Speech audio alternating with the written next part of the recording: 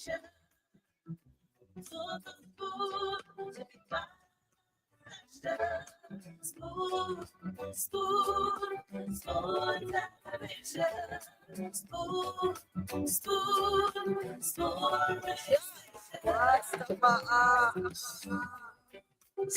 gonna tell you what is happening in Liberia. I'm gonna tell you what is happening in Morovia. I'm gonna tell you what is happening in Africa. Just to the spoon, you know. If the children crying for starvation, just to the spoon. You want to get a news update, my brother, to the spoon. You want to know what is happening, Morovia, to the spoon. Politicians want to make their decision, just to the spoon. You want to know what's happening in the ministry, to the spoon. Yeah, to the spoon. Yeah, to the spoon. You from Bonjama, Maryland, to the spoon. Yeah, to the spoon. If you eat a pan, congratulate my brother, to the spoon. You got a spoon TV, you got a spoon radio, to the spoon. Yeah, to the spoon. You want to get a news update, to the spoon. Yeah, Rastafari. Kilibamba, kilibamba, kilibamba. Kilibamba, kilibamba, kilibamba. What I want? Yes, what you got to yes, what you got to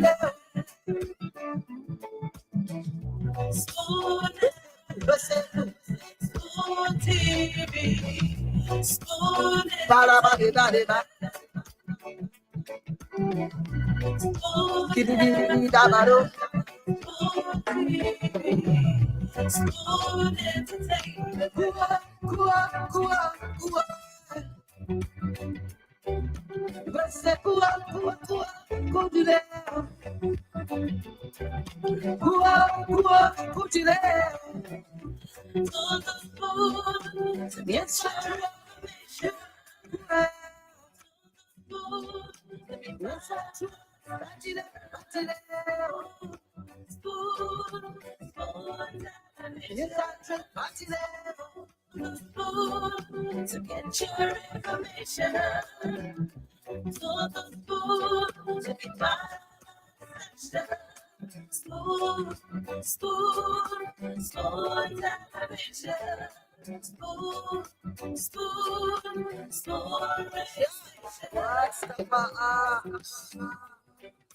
I'm gonna tell you what is happening in Liberia. I'm gonna tell you what is happening in Morovia. I'm gonna tell you what is happening in Africa. Just to the spoon, you know. If the children crying for starvation, just to the spoon. You want to get a news update, my brother, to the spoon. You want to know what is happening, Morovia, to the spoon. Politicians want to make their decision, just to the spoon. You want to know.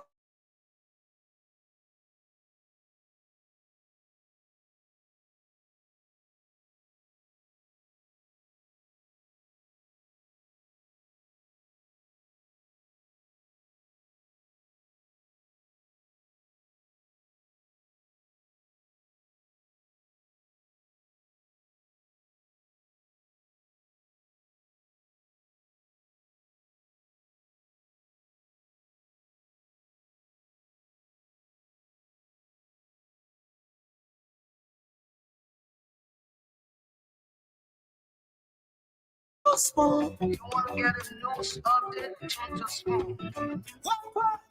Yeah, Rastafari. Kilibamba, kilibamba, kilibamba. Kilibamba, kilibamba, kilibamba. What I want, it's what you got to Papa, yeah, Rastafari. Giddy bamba, giddy bamba, All right. Klibamba, Klibamba, Klibamba. giddy bamba. Wow.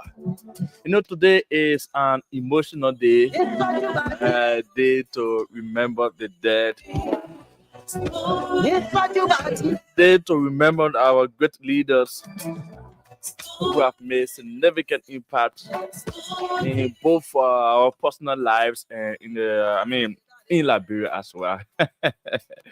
Yeah, Giddy, giddy, giddy, daba. so welcome, folks. Welcome to the program Spoon Talk. This is the March 12th, 2025 edition of the program Spoon Talk. And of course, we are live here on Spoon 107.5 FM, Fabric 101.1 FM, and other local radio stations across Liberia.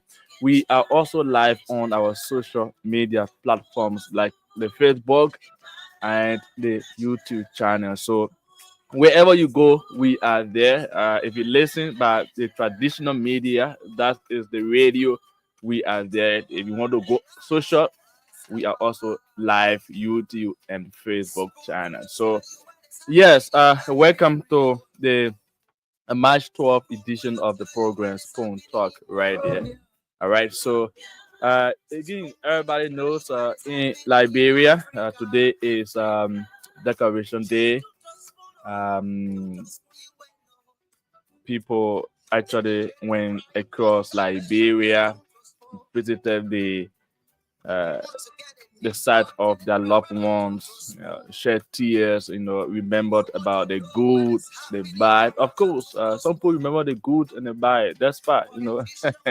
Yeah, so like I said, today is an emotional day. You just have to sit and reflect, think about uh, your close relative who has passed and gone. What you guys need to do, or what he or she done for you, and what all you can remember. It's not there to go in the club and what have you, like other people, do it for the opposite. All right, so we are about to give you enough time because we want to hear from you as to how you really went about, this day, where you went, and so on. But we will also bring you just few updates, what's happening today, and of course, most of the activities today center around today's event, the Decoration Day. And I would love to begin with this quote when some of us, had the opportunity to interact with family members who had gone at the Settle Street Inn to visit uh, the family grave site and what have you. So let me bring you this quote. Zoko's boss Mama and Big Brother's graves took their booms, smoke them, God, they don't have no more graves. So people who actually went at the Central Street, graveside, that's the Central Street graveside, some of them shed tears. They didn't shed tears because they really lost their family members, but they shed tears because this advantage youth, you know, have taken their family members' grave, bust it, destroyed everything. They couldn't remember anything. Absolutely anything. On Central Street. So, where you have the graves. So, some of them were really into it, and that really, really got to me. Why would somebody leave their house, to go pay tribute to their close relative gravesite? And they can't see anything, absolutely anything. The whole grave has been bust. You can even remember, you can only see ground. Wow. It was so sad today on Central Street. But today again, His Excellency President Boakai actually visited a few set of our past leaders. President Boakai visited uh, the grave of William V.S. Tubman at the pavilion, and also visited some other past leaders' grave and honored them, paid the last respect, and during his tour of the Decoration Day, President Boakai calls for national unity and justice. For I mean, on this day, call for national unity. Also, call for justice for people who have died and gone, especially during the civil unrest. All right, so the president was accompanied by just a few of his cabinet officials, including the Minister of State for Presidential Affairs, Minister Sylvester Grisby, and other people. All right, and we also saw hundreds of Liberians across, visiting uh, various graveyards and what have you. So yes, you could call us and tell us your experience today, how you feel, where did you go, where you remember who died for you, and of course we all can listen to you tonight. So, like I said, we will give you much time, and it is time now you put through your calls on 05551010750 05551010750 or 077771075. Again, 077771075. These are the lines that you can begin to put forth your calls, and of course, you will be heard right here. All right. So yes, let's begin with this person. Hello. Hello. Hello, Your name, please, and where are you joining us from? I'm Eric T. Philip. I'm calling for Tubo Village. Calling from Tupo Village, around the Ghana's end, right? Yeah. Okay, please go ahead. Like me, I'm a tradition. I always beauty one because my forefather and my forefather. So the people who can the Christians and who religion, they always going to the creator. So if I'm a man, I'm really going to creator. Then again, I want for the people who in America, people who all of the country, I need the time in this country. You said people who in America, and you are And actually and low a and, bit. Hmm. and who all of the country that Mm-hmm. the opportunity can invest in the country. Okay. All right. Thank you. 077771075 077771075 is the number to put through your call. Tell us your experience today. This is Spoon Talk. Let's hear from you. Again, 077771075. The number.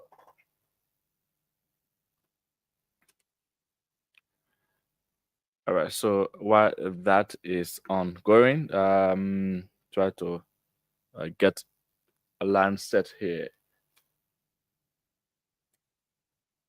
But you can continue to put through your calls on 077771075, 077771075, and you will be live here.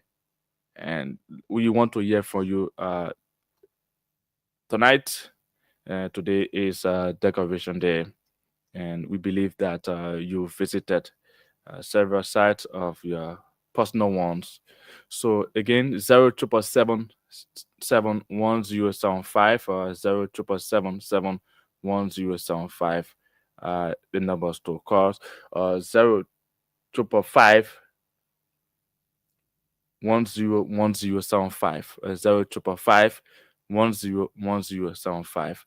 The number. All right. So while we do little adjustment on our telephone lines, let's bring you our team song. Gonna tell you what is happening in Africa.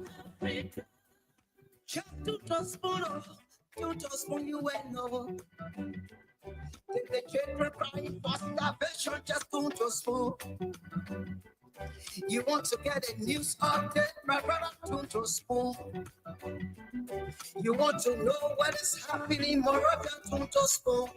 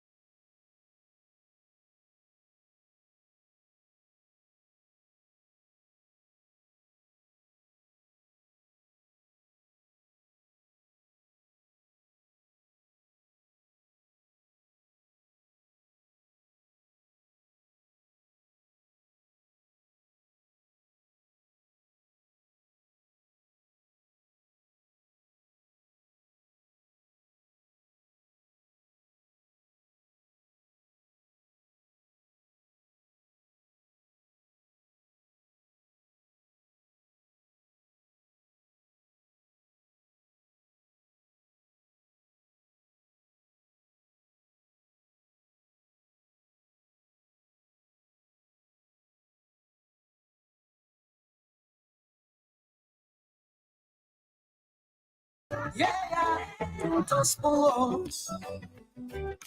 Yeah, to the spoon. You provide them a Maryland to the spoon. Yeah, to the spoon. All right, so folks, welcome back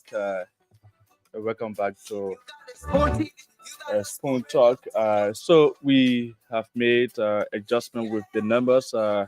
Instead of the regular number, that temporarily use this number, 0770462160, 0770462160, or 08816168665. 08816168665 are the numbers to call and perform your calls and tell us exactly how your day went today. I know you visited your personal ones websites and reflected on the past. So yes, call us this evening. We want to hear from you on 0770462160, 0770462160, or 08816168665, 08816168665. All right, so yeah, I already see that Richardson at the back. Try to bring on her, but before that, like take this call. Hello. Hello. Yes, Eh, good evening. Good evening. This is still play your name, please, and where you join us from?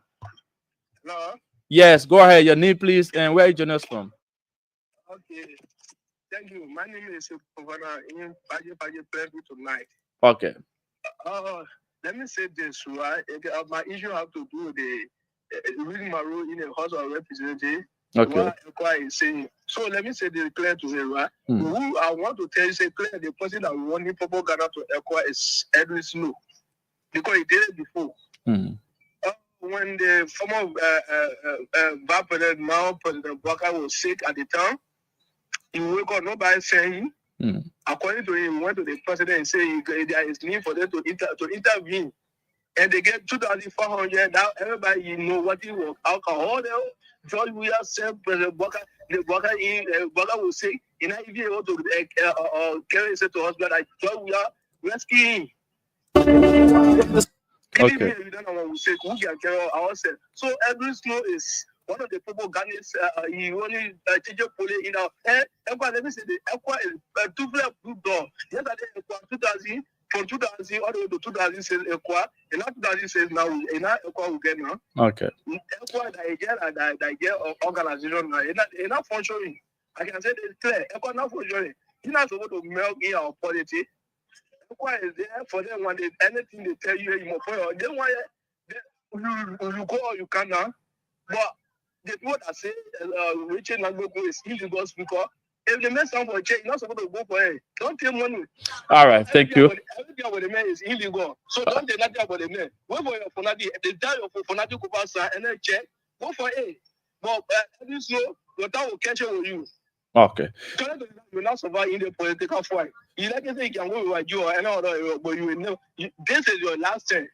You will never go smart today. From today now, politics now, everybody feeling know you now. So thank you for holding me the time. All right, thank you. 08816168665, 08816168665, or 0770462160. I'd like to get person. Hello. Good evening. Good evening. Your name, please. Where you join us from? My name is Baba B. Kamara. I'm the chairman of the Rescue Media Brigade, and I'm phoned in from Ghana's. Let's hear from you, please. Yeah, my concern has to do with this issue of ECOWAS and the recent statement of the Vice President concerning the former president.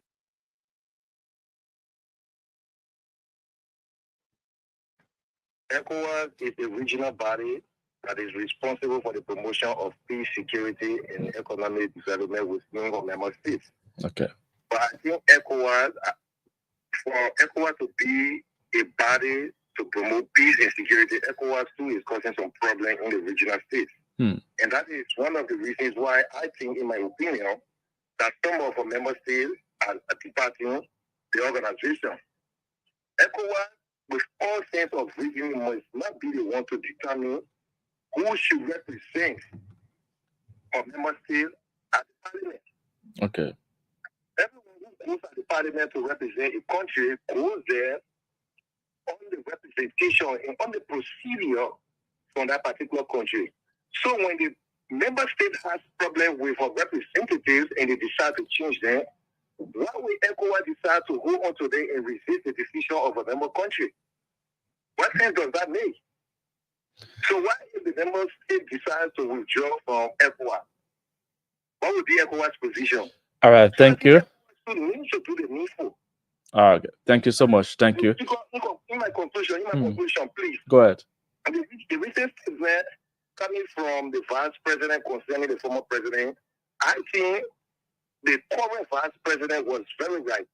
This president went on vacation and the vice president went to speak to him. He refused to shake the hands of the president. Of the vice president. The vice president is on a mission and he was having a conversation and he stated that the former president's action was wrong. But today, citizens are criticizing the action, while the vice president has to say that the former president is a citizen and that he, the vice president, when he's moving to be, the former president will have to pipe up the road. And that is the reality. When President William was president for this country, when he was moving along the route, people will have to leave the road. People will have to pass because of respect and the constitutional mandate. So the presidency or the leadership of this country is not anything that President William should think that it is something we owe him. No. The Liberian people will make you president on the basis of what you do, on the basis of your character, on the basis of your ability. Okay. So he shouldn't clean himself to you when he's not president and gets angry with everybody. Thank you. All right. Thank you so much for your input. So 08816168665 or 08816168665 or 0770462160. We have made adjustment on our numbers, so temporarily you can phone in on 08816168665. Again, 08816168665 or 0770462160. You can now call us and let's hear from you.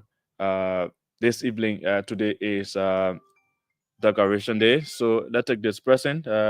No, please don't beep us. All right, 08816168665. Let's hear the present. Hello.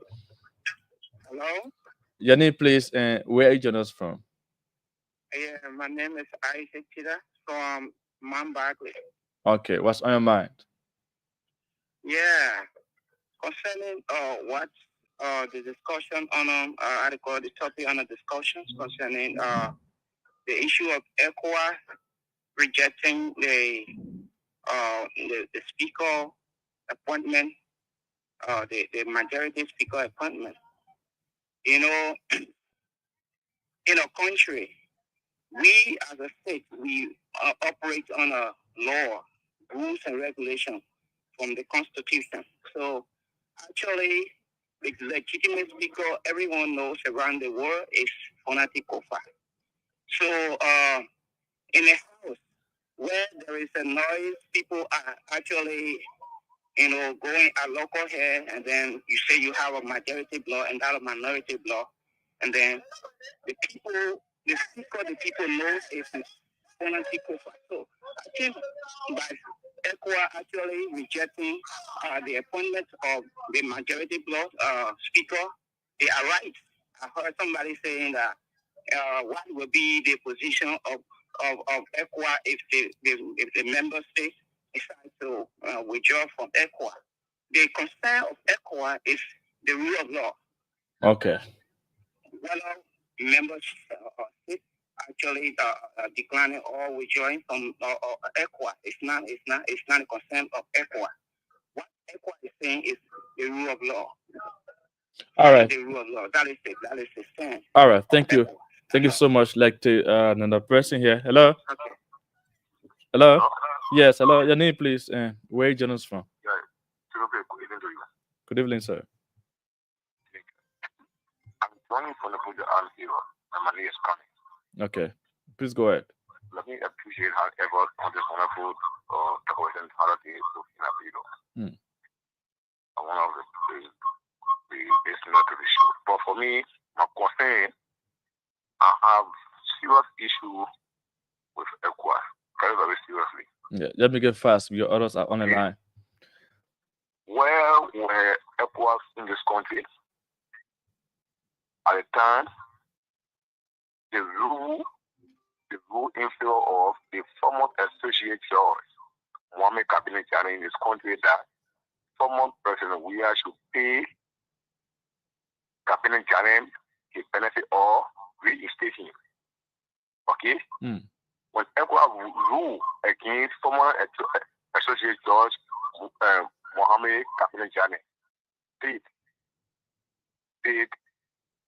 the people in ECOWAS or ECOWAS even, because we not even know the outcome or that road up to now. Okay. The former president, we are reinstated Janneh, no. They pay Janneh back his benefit, no. Then, that now even at that time, Honorable Snow was still a member of the parliament. Okay? What intervention did he do into that matter? Okay? I can't agree then what right. They said it on the phone door. At the time he said in a parliament there. All right, thank you. Thank you. Let's take the another person there. Hello. Good. What's your name and where are you joining us from? This is Better G. Lahasi, what they call it from Easy Ibitoworo. Okay, let's hear from you. Here from Nima County also. Okay. What actually on my mind and burning is to hear on the Musa ability advising the vice president not to interfere in the territorial risk in Nima County, TB and Ibayan. Fail to realize that the candidate that is running is from the vice president party. The vice president also collaborating with the Unity Party. So I don't know where, I don't understand my saying that you get at the vice president support the candidate of Kuka.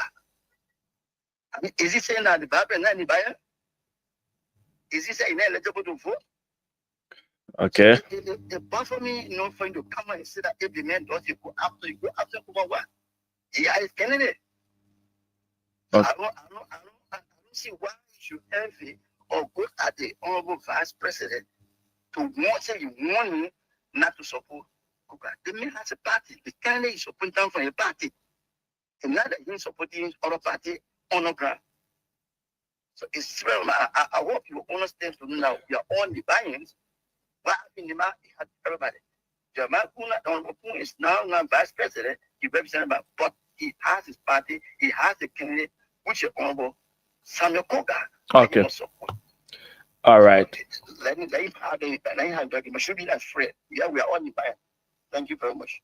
Okay, thank you so much for your input. I already see the CEO, but I think he's not ready yet. But let's take more calls on 08816168665 08816168665. Hello. Good evening, sir. Yes, good evening. Okay. Thank you for the talk on my name is James Perry, and I'm joining from the people of Sylvester disappointment had to do with the statement made by the vice president. I think the vice president was intimidating George asking a very simple question. How do you see when President David Weah refused to shake your hand? He left the issue and he went to car in the article. He had to say that everybody knows that is clear. The vice president, the second man in the republic, even whenever he moving and top of the president, all people follow him to go. So that was the issue. When I was convoy, your caution that the George asking. That's why he's trying to do it. The current situation now is ongoing at the legislature. I think the president is not We're waiting to solve this problem. Because today, the president will come to Papa and say, I believe the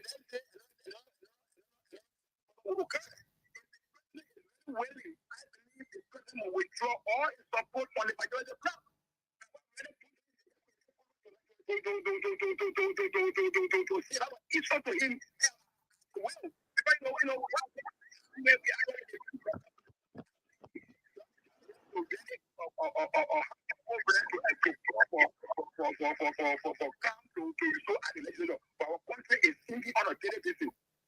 Thank you. All right. Thank you. Thank you so much for your input there. All right. Thank you. What's up? Can you hear me? Yeah, sure. I'm hearing you. I'm hearing you, sir. Good, How are good. you? How are you? Sylvester, I'm good. Thank God I am good. How you doing? Yes, I'm also doing well by the grace of God. You got Frank Bagba. Frank Bagba, how you doing, my friend? Where you joining us from, brother Frank? Musa Masaleh. Happy Memorial Day to all Liberians as we celebrate Memorial Day. Shadrach Wogan. It's good to see you, brother Shadrach. Moses Dolo. Moses Dolo is from Portland, Oregon. The pastor George Z. Cole. Pastor Cole is from Michigan. Pastor Cole, how you doing? Daniel P.K. Mimba. Daniel Mimba, how you doing, my friend? Roland Sopon. Roland Sopon is in the house. Nathaniel K. Hill. How can Nathaniel K. Hill? My people, that's not a good thing. Winston O.L. Farah. Winston Farah from all the way Lofa. Jeremiah Shaw. Jeremiah Shaw, how you doing? Sita Hammond, as always. It's good to see you. Benjamin Sa. Charlie. Timothy Badwa in the house. Jonah, we say greetings to you. Momo Johnson, Momo Johnson, Ruth Pade. How you brother doing, sister Ruth? Good evening, my Spoon family, watching you from Pennsville, Dupero. McLean, Moses Massaquer. McLean is joining us from where? No, McLean, man, you got to listen. One send a shout out, happy Memorial Day to you guys. You went to the gravesite, you cleaned the place up. We say happy Memorial Day to you.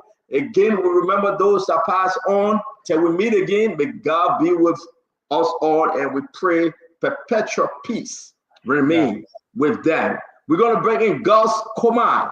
Gus Coman watching us from Worcester, Mass. And we get Beware Buffett Chuku. I am watching you. Beware is watching us from what? River G. River G is in the house, my people. Charlene, LIB. Charlene, they've been a long, long time. How you doing, my sister? Roofland, E.N. Shalou. Ara B. Davis. Ara B. Davis is in the house. Dr. Richardson, can you continue? Please, let me just take this one quick. Okay.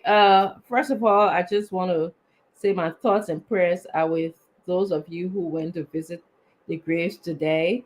May the souls of the departed rest in perpetual peace, and also that we who are alive continue to take the good and bad and have a good memory of the dead, so that we can always learn to do better.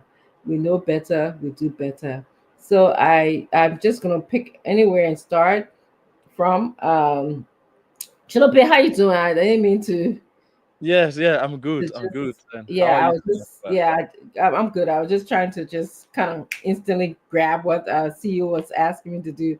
So Charlene LIB Majai is my girl. Mana is my girl. She's on watching tonight. Cyrus Momo Beer Senior is also here watching. Chimzeta Yasa Widor Kokulu is watching. How are you doing? Tia Bull is watching.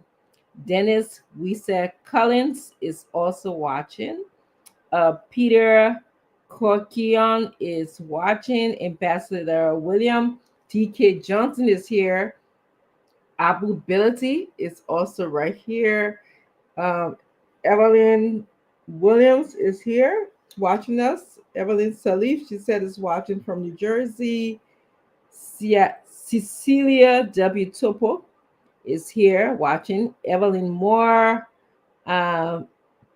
James Matada, how are you doing, James? Tikon Dixon is also watching. Alvin Kennedy from Tacoma, Wisconsin. I think that's Wisconsin or Washington. I'm sorry, Washington is watching. Say Dingen is watching from Minnesota. Farah Wallace is always here. She says, "Hi, Doc. How are you doing, Farah?" Yankwe Malian is watching from Durham, North Carolina. James Kessie is here from Kakata, Margibi County. I always love Kakata, Margibi County. BWI was my first home, the home that I came to when I was born. Germany community, to be specific. It was New York and Germany. And then my parents worked at the BWI school. So I have fond memories growing up in that neighborhood. And of course, move on to another part of the country to grow up. Jerry Crispin, we want to welcome you as well. Jusa Nefren Kama is watching from Lufak County. We want to welcome you. Jerry Stanton, you ready? You can let me know. No, I read about doing your stuff. Jerry Grisby, you call his name. You cannot pronounce a Jusa name, so I am not going to blame you. That one I will not allow you that you have, but you did well. You pronounced it. I mean, that's my people want people. We from the city, and, we born in Liberia. Yeah, I born Brooklyn. All right, I agree with you. Yeah, we get Johnson Lawet. Johnson Lawet from Ghana's Monrovia. Where in Ghana's with my brother Johnson? We got Frank Ward Kennedy Jr. Frank Ward is in the house, ladies and gentlemen. We got Mali Moses, Abu Bility, Moti Mohammed Sanon, Mato Diankon. And all the cool people joining me tonight. Now, Fuede, Agio. He's for fine, man. But that Richard said, you don't know how to speak. Don't waste our time. That's a fact. I don't know how to speak. What do you speak? Do you speak any dialect in No, I do not. Do you speak any dialect? It's coffee while you're trying to speak cool to you or that. What? And it's coffee while you're speaking cool to you. You could answer it. Ellis Crawford don't know how to speak cool better than I do. Oh, really? Okay. He does. Welcome and ask. Welcome all of you. I'm telling you, and that's why Joseph Boyga took the job for him. No, y'all please share our show. I paid you to say because he got to share the show. Jerry Vanny shared the show. We got Boyi Duo, Bar Roberts. Bar Roberts, what's up, man? From Beaumont, viewing from Beaumont. Wow, you got Beaumont people in the house, Dr. Richard said. That's right. Shout out to you. I think that the political representative for the family, I don't know what he's doing for Beaumont though. We got to ask the people. And we're talking about that. Pierre Campbell. Campbell, what's up? What's up? Huh? That's when he comes here, we can, welcome him to Spoon and talk about that. I don't know where he's coming tonight. I think he will. He never shy away. Listen, something about Fode I like, man. He's a young guy like me. We like fire. We like fighting. But that's the man. He got crew bloody here? No, Fode are my friends. Seriously. We like fighting. We can draw back. You punch with double punch. So that's my man Fode. Yeah, I don't like people that are too cold, Dr. Richardson. I don't, tell me the truth. I don't like you to be lukewarm. You cold, you hot. No. You either in or you out. You either for or you against. The Bible says if you lukewarm, they will spit you out of the mud. Give your position. And that's why I left 44. For that majority black, you say we're spotted. That's the America with this. That's what you like for. Yeah, 47 was funny. That's why I left 44. You left trouble. You left peace. Listen, I really don't like his politics, right? Not all of it, but I think he's trying. But I think, listen, he said it is what it is. We'll fix it, when we get it. And Fode is straight up. That's my man. Look at Alex Noah. Alex Noah came and also here in America. He's in Liberia now for his district. You still get some good men. And that's about all the fighting Dr. Richard said, all the yama. You still get some good young men and trying to do better. But some of them just cuckoo. Have you read the book, One Flew Over the Cuckoo's Nest? Yes, I did. You read that, right? Yeah. You saw the movie with Jack Nicholson?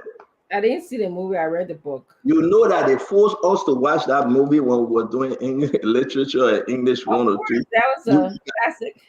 Yeah, you got to watch the movie One Flew Over the Cuckoo's I Nest. remember the psychiatric scene. That's all I think I remember. That. Exactly. And what was the woman that took part? The nurse. What's her name again? I can't remember. It's been a long time since I read that book. That nurse was so mean. I just remember the psychiatric scene. Of course, not knowing I was going to end up being a psychologist then when I read that book. But yeah. Yeah, the nurse that took part, she was very mean, but she get Jack Nicholson hot time. But that's a good literature book. I really enjoy it. The next thing you're talking about Murder in the Castle Patch, now to do that One Flew Over the Cuckoo's Nest. What next now? What we're talking about next again? Look, Dr. Richardson, so this is me, right? Sometimes I go back during my college days, and I just read some of the story. I really don't read the entire book, but I just read certain portion of the book. So I spoke about Murder in the Castle Path. It looked like somebody posted it on Facebook, and I saw it. I said, oh, wow. Yeah. So Facebook is listening to me. Yeah, and it became a very popular thing on Facebook that week. Yeah. Yeah, there you go, Nurse Richard. Yeah, somebody get it. Yeah, that's her name. Yes, the nurse. That's her name. Yes, that's her name. Ratchet. Yes. Yeah, she was. Oh man, it's good. It's good to read, Dr. Richardson. I encourage the young men and women to read in the country. Absolutely. Even if you don't know the math, just get something and read. Read. It will help you, Dr. Richardson. Make it your habit and just get a book. If you feel that you can't get anything to read, get the Bible and read some good Bible stories. It will help you. I've been serious. It's about time that we engage in reading. I don't like to read for too long, but at least I like to read at some point. D. Curtis. 15 minutes every day. Yeah. Yeah, it's I think 15 minutes every day for people who like to read is good. Like for those who like to read, they can spend all day. I have a daughter who buries herself in books, So let me ask you a question. Since you're a professor, let me ask you a question. Yes. I really don't like this new thing, right? The audio reading. You put it in your car and you listen to it, or it's on your phone. I really don't like it though. Well, I mean, what do you make of that, Dr. Richardson? What do you think?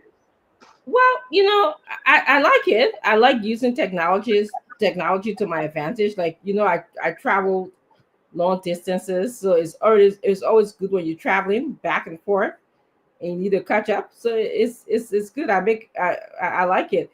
Now it helps with you kind of daydreaming and driving at the same time, but it doesn't help if you have to if you have to learn and figure things out and think about it and stuff like that. It doesn't really help.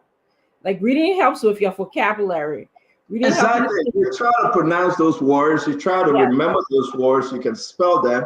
Exactly. But if somebody's reading it for you, that's the point that you reach. You see, it's okay if you're on a long journey, fine. Yes. When we used to study for NCLEX, right?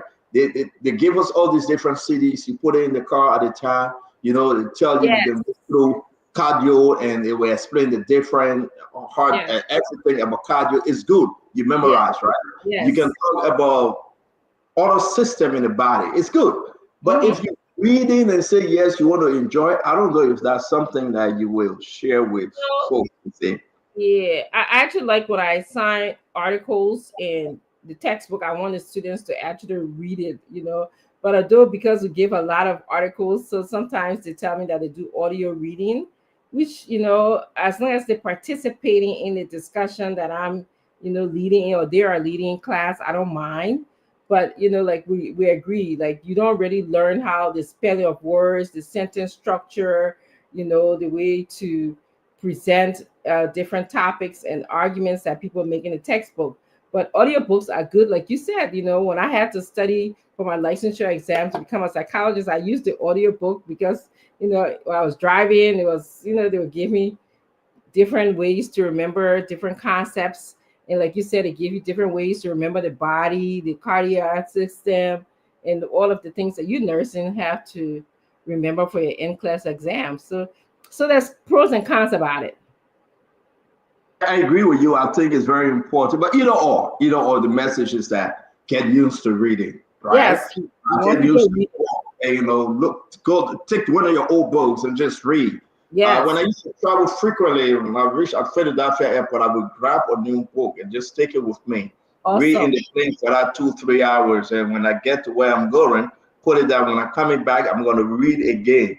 I try to finish this thing in a week, but sometimes, reading is a skill to Dr. Richardson. It is. You have to commit yourself. You got to say, you know what, I'm going to read for 30 minutes, and I'm going to just stop. But you got to read with that comprehension now, not just reading for reading's sake. Well, you got to stop it somewhere. Yeah. But listen, guys, we want to say let's welcome more individual. We're going to have Uncle Sam coming on. Mohammed is coming. Now, we got a story today that we want to discuss. We are inviting this person. I decided not to tell you, Dr. Richardson, but we are inviting. There's an issue with this rice. They call him Mr. Steve Flampe. I posted the letters, right, from the foreign ministry and that of the Japanese embassy, right? The ambassador wrote Steve Flampe. He responsible for this Japanese rice donation. Dr. Richardson, you remember we discussed here briefly on the show. He's coming on tonight. There's a talk of war. From George Manawiatan to today, the purpose of the rice, the Japanese contribution in rice to the country, we want to talk about it. And now what's the problem? We are seeing the ambassador is rebuking Steve. So Steve reached out and said, man, you can come on the show. Let's hear you. And I think read what I put in the chat room, the different letter. But March of 2024, 3.9 metric ton of rice came to Liberia from the same Japanese government. Dr. Richardson, guess what happened? They gave that rice to the Lebanese people. And they were great. And we'll be sharing that document too. So let's know exactly the importance of the Japanese donation. We will talk about it, and especially under this government. I am hearing something that is so scary, and I want all Liberians to hear this. I am hearing the World Bank contribution of the nation in the amount of over $200 million went in thin air. This one is big. I'm going to leave it like that. You mean say that again? Say that again. No, I was distracted reading this letter. I just heard $2 million went out in thin air. No, I'm not. We got to talk to the agriculture minister. What's his name? Alexander Luta. Yeah, it's big. It's big. It's very, very big. We are also going to discuss issue at hand concerning Julius City from Liz. We have the commissioner coming up from Lofa County. I mean, our brother Martin Corley been pushing this issue. So I have invited the commissioner to come up and talk to us on the show. 675,000 just for travel and a consultancy for DSA. Man, something smelling bad. And again, as much as we trying to do that, which is right, it just nah. It's very bad. We also going to talk about Metec and City and the deal that came out while we were on the show yesterday. It's a good deal. People say, of course, that the Richardson will leave the show. She ran away from me. The brother is strong. Look at this. Look. Champion. You see that? Muscle. All muscle, champion. All muscle. Look at this. I'm going to run. Uncle Sam King, I knock it off. 1, 2. Pop. Santa, let me tell you, Abraham traveled. So I had to go pick him up from the airport. Excuse. Listen, I knocked Dr. Richardson off. Papa, she ran. That's a ticket. You give me a ticket. Ain't get Dr. Richardson no ticket. My man, you can come so flesh you getting up there. There's no muscle there. So flesh. My man, under the heat you wearing sweater. Take it off. Then I know we're not living in the same state. Because you got nothing. This is muscle. We're not in the same state. I can get you over 200 push-ups right now. We want to do it live. You want to put something on there? Yeah, let's go. 200 push-ups? 200 push-ups right now. All right, put the camera down. Listen, Dr. Richardson, y'all leave it with me. Put the camera down on the floor. Let's see. We do that yet? No, I will do it up because I want to put a the seat. You can't be doing it up. They're not push No, up there. I'm gonna put on the seat. Let's go. But you can do that. You can What do are it. you scared about? Why are you scared I want about? you to go down on the I'm waiting floor. for you, Paul. Stop playing that talking. Don't do that excuse. Listen, Baba Zeno White, your brother scared. He get beat up. Let you guys do push up. Let's see. I mean, Zeno. Go to the floor. Oh, man, but stop, man. You think that double you with cooking? Everybody know your crew, man. You get beat up. Go on the floor. Let's see. I agree. Let's show it now. The people waiting for you. Miata Walker Griffin. You waiting for the man. He won't get up. Get up. Let's see. No, but I'm saying I'm doing anything that you say you are giving 200 push-ups. I say I bet you that do 200 right now. Feel bad the man scared. I do over 200 every morning. I do over 200. One evening. Stop it! Don't spoil me here. Dick Curtis. What the man get making beam up? No, open the line. Even before we start the show. Don't spoil your name. What? Gamen in our house? Don't get ready to call 911. Gamen, you need to call 911. Let them be standing by. Yes, sir. Look at Charlene LRB said, don't try to see you. Charlene can tell you. It's all muscles. I can do over. Listen, my man, if you want to try it, get the link that try it. My wife saying, yeah, I'm ready. I not beam up. I pick you, yeah. They take my blood. Exercise of my dream. I eat exercise. You part of the bomb off. You're not getting. Well, man, when you're talking, let's start the talking, my people. Can y'all please listen, Amira Kuben, please tell the man to get on that try. Cecilia, tell the man to get on that. Look at all the women that come here. Sorry, yet I see you want to do push up. Look at yoga. All they come here.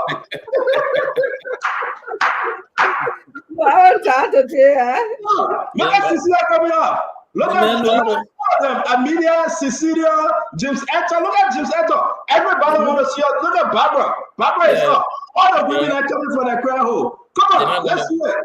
They're not going to get it from me. I can guarantee them that. Oh, so that you won't do it. Okay, I reduce it. Let's do 50. You say you want to do your 200 push-ups. Let's do small. I'll tell you about 200 push-ups. Barbara says she's waiting. Barbara says she's waiting. I come from eating my tawagi rare. Come on, but I read the couple out of my nose, my man. Please.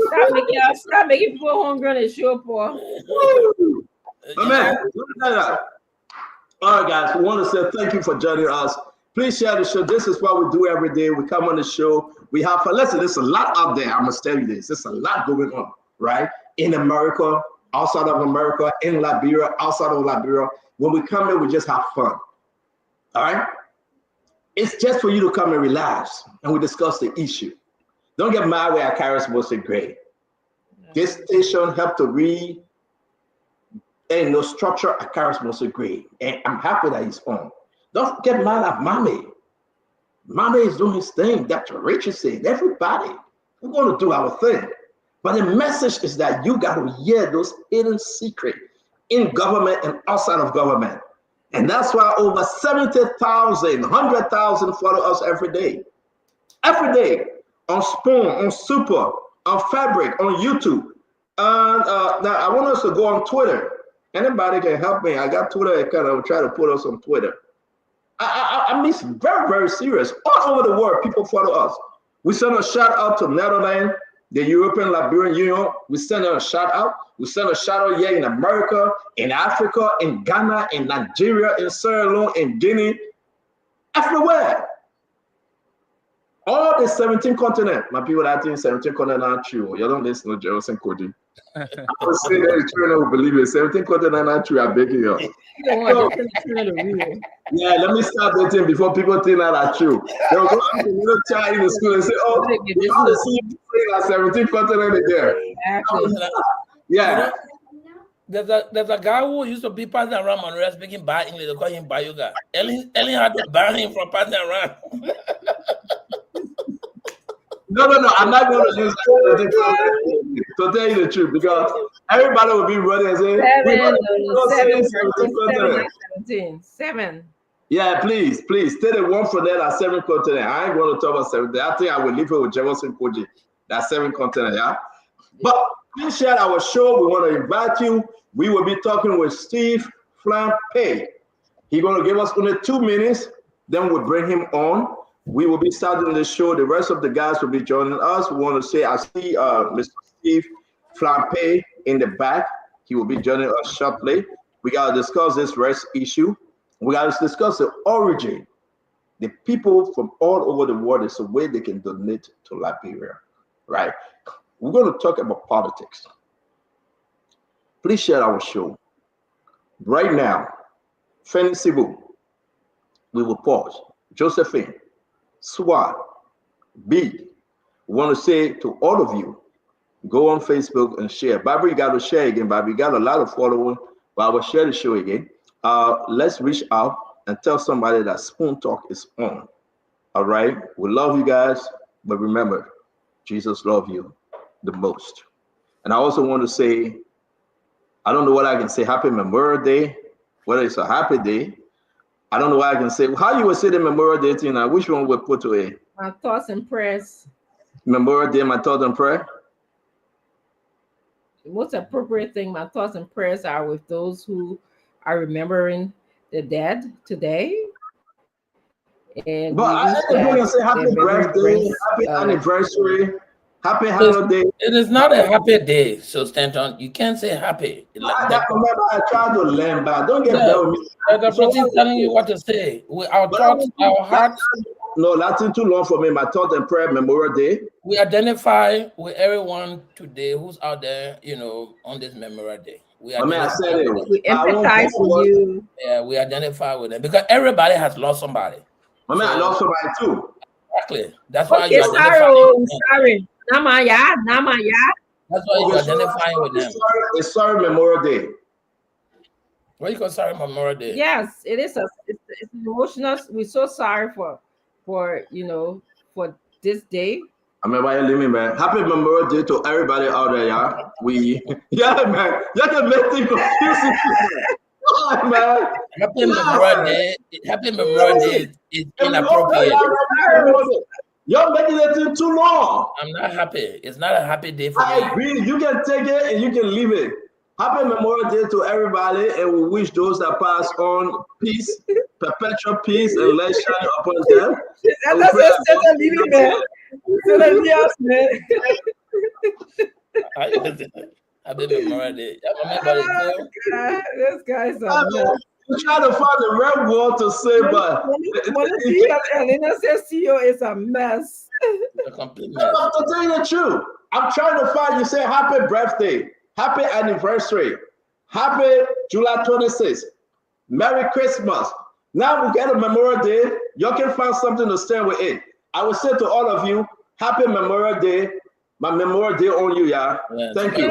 Somebody say that Memorial Day on you. Yeah. Yeah. But I want to say thank you for joining us. That Richardson we're about to discuss with Steve. Mr. Steve Flan, he will come and introduce himself. And we want to hear his response. The Japanese ambassador wrote. The foreign ministry re-echoed the letter. The donation to Liberia want to hear about those donation. And want to walk into the place that now where we are with these different donations. Steve been there some Madam Salif time, I do believe. And he went through with President George Manawia. Now he's continuing on this government.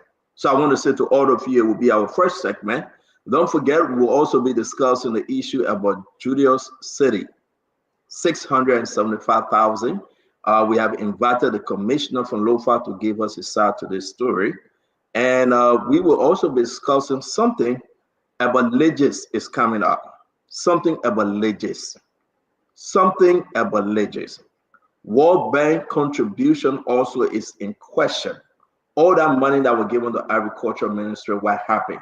In the amount of over $200 million from the George Manawia administration up to now. Where is Jenny Cooper? We have to jump into this thing. I want to welcome all of you officially. I appreciate you joining us. Let's have a great conversation. Dr. Richardson, what's on your plate today? I want to just welcome everyone, basically all of those who are in Radio Land and who are here, commenting. It's a great day today. It's getting warmer on my end, and I'm on spring break. That's why I'm here today, because usually I'm not here on Wednesday, but we're on spring break. I hope that I'm looking forward to having a great show and to sharing my views, my thoughts, my opinion about the trending issue as I know it. Thank you.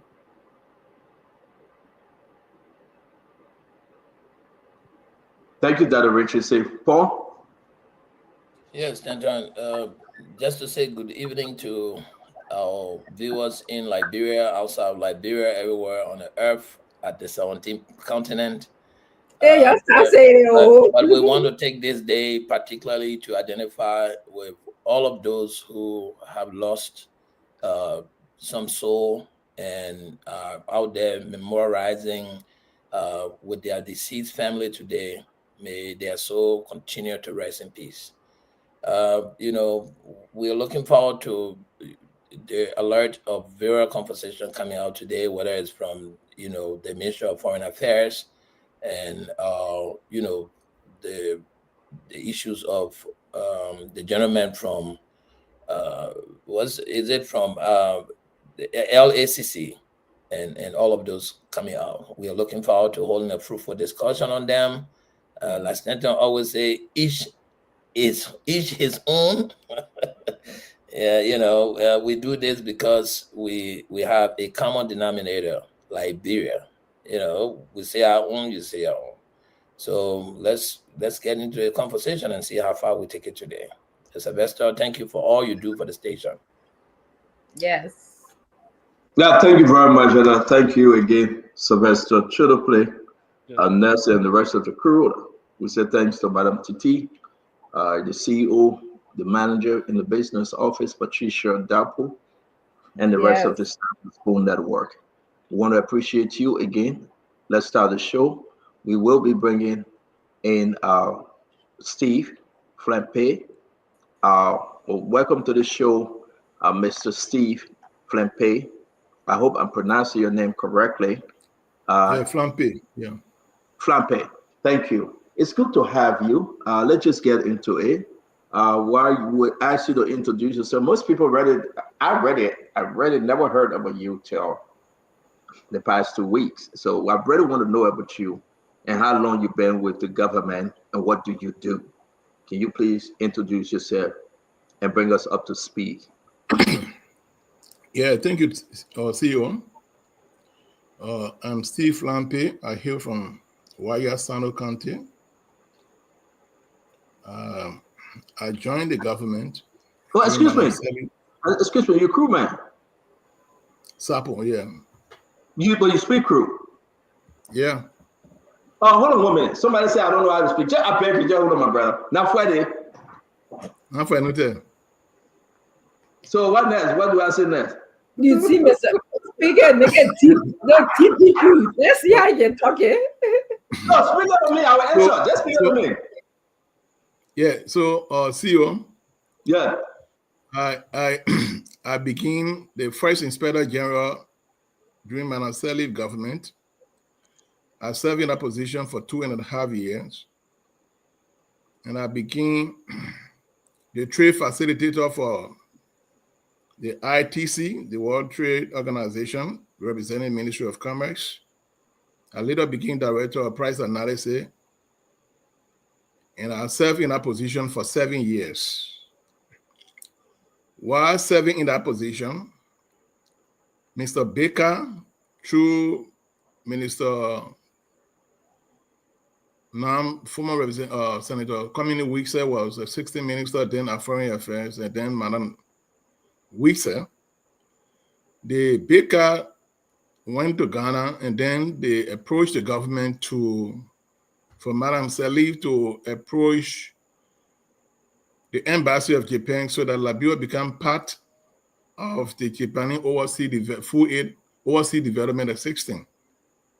At that time, it was during the upsurge of commodity crisis between 2008 2009. So the president paid a visit in Ghana, But the first people that were monitoring the rise were PMC. Because of the conversion table, the government lost 2,460 bags.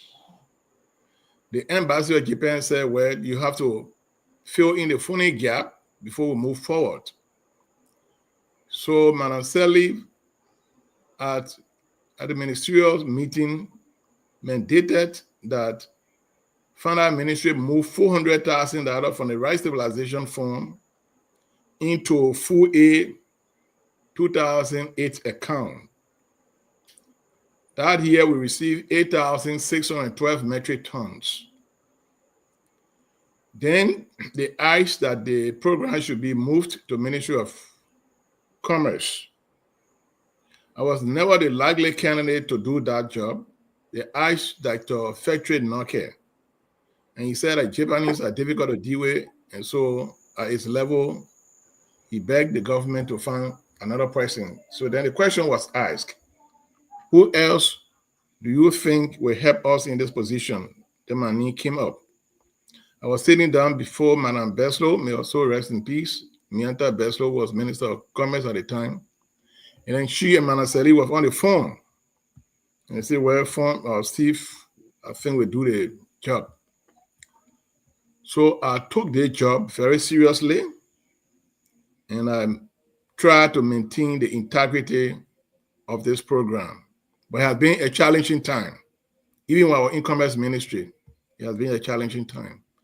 And I can tell you, CEO, I wanted to come on your show when the leak about the bidding process was carried out on your show.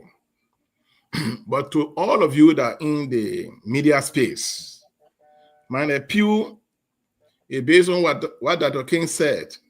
You can murder the liar, or you can murder the lie. The lie that is told make an indelible imprint on the mind of people. The group called Northwest, they are Liberian complaint. I don't have a problem with that. But Japanese Food A, there are criteria that you must meet. And so when the government was handling these projects across all sectors, and the GSE audit came about, in fact, I was the one that wrote Madam Sirleaf that led to the GSE audit. The Ministry of Foreign Affairs, the Ministry of Public Works, Agriculture, Commerce, everybody had a problem. The government took the decision to put back the people money, and at that junction, the Japanese advised that we should move forward, but they do not want too much government intervention, and so they should set up a secretariat. That time was Minister Ade. He called me and said, Stephen, you handling this process, do the fresh draft. And I drafted the guard, and then they give it to a consultant. February 14, 2017, the management guard was adopted. They set up the secretariat, the coordinator, and M&E, and the driver. And then they set up 6-member interministerial committee comprises of Ministry of Foreign Affairs as chair, Ministry of Finance, Ministry of State for Presidential Affairs, Ministry of Commerce, RAA, Central Bank, and PPCC. So it means that when we work, we're supposed to submit our report to these people before it goes to the Embassy of Liberia. So I've been in Ministry of Foreign Affairs. I was according to the program in 2016. Because of the first corruption cases and the challenges in navigating through various ministries, entity, I actually decided not to work for the program. The president approached me, Manju Kamarad, who was then Minister of Foreign Affairs, and Depo Zuo. They say, well, you know the Japanese, they have confidence in you. There's nobody now that can help for us to continue this program. So I moved to Foreign Affairs to head the Secretariat. And in the management guard, which I think one way or the other you should have, the role and action metrics spelled out the role of Foreign Affairs, the role in finance. The Foreign Affairs is supposed to receive the report transmitted to the Embassy of Japan. The Foreign Affairs is supposed to transmit all note verbals. It's in the guard. And then Ministry of Finance will be the one custodian hearing the signing of notification of deposit, the disbursement blanket authority, and will be in charge of the account. The central bank will be the depository of the account, but it will be an escrow account. So when we monetize the full aid, we open an account in the name of Japanese Full Aid at Central Bank of Liberia. The contractor deposits the money, we collect the bank statement, verify it, and send it to Japan that yes, the money is in the account. What is it? So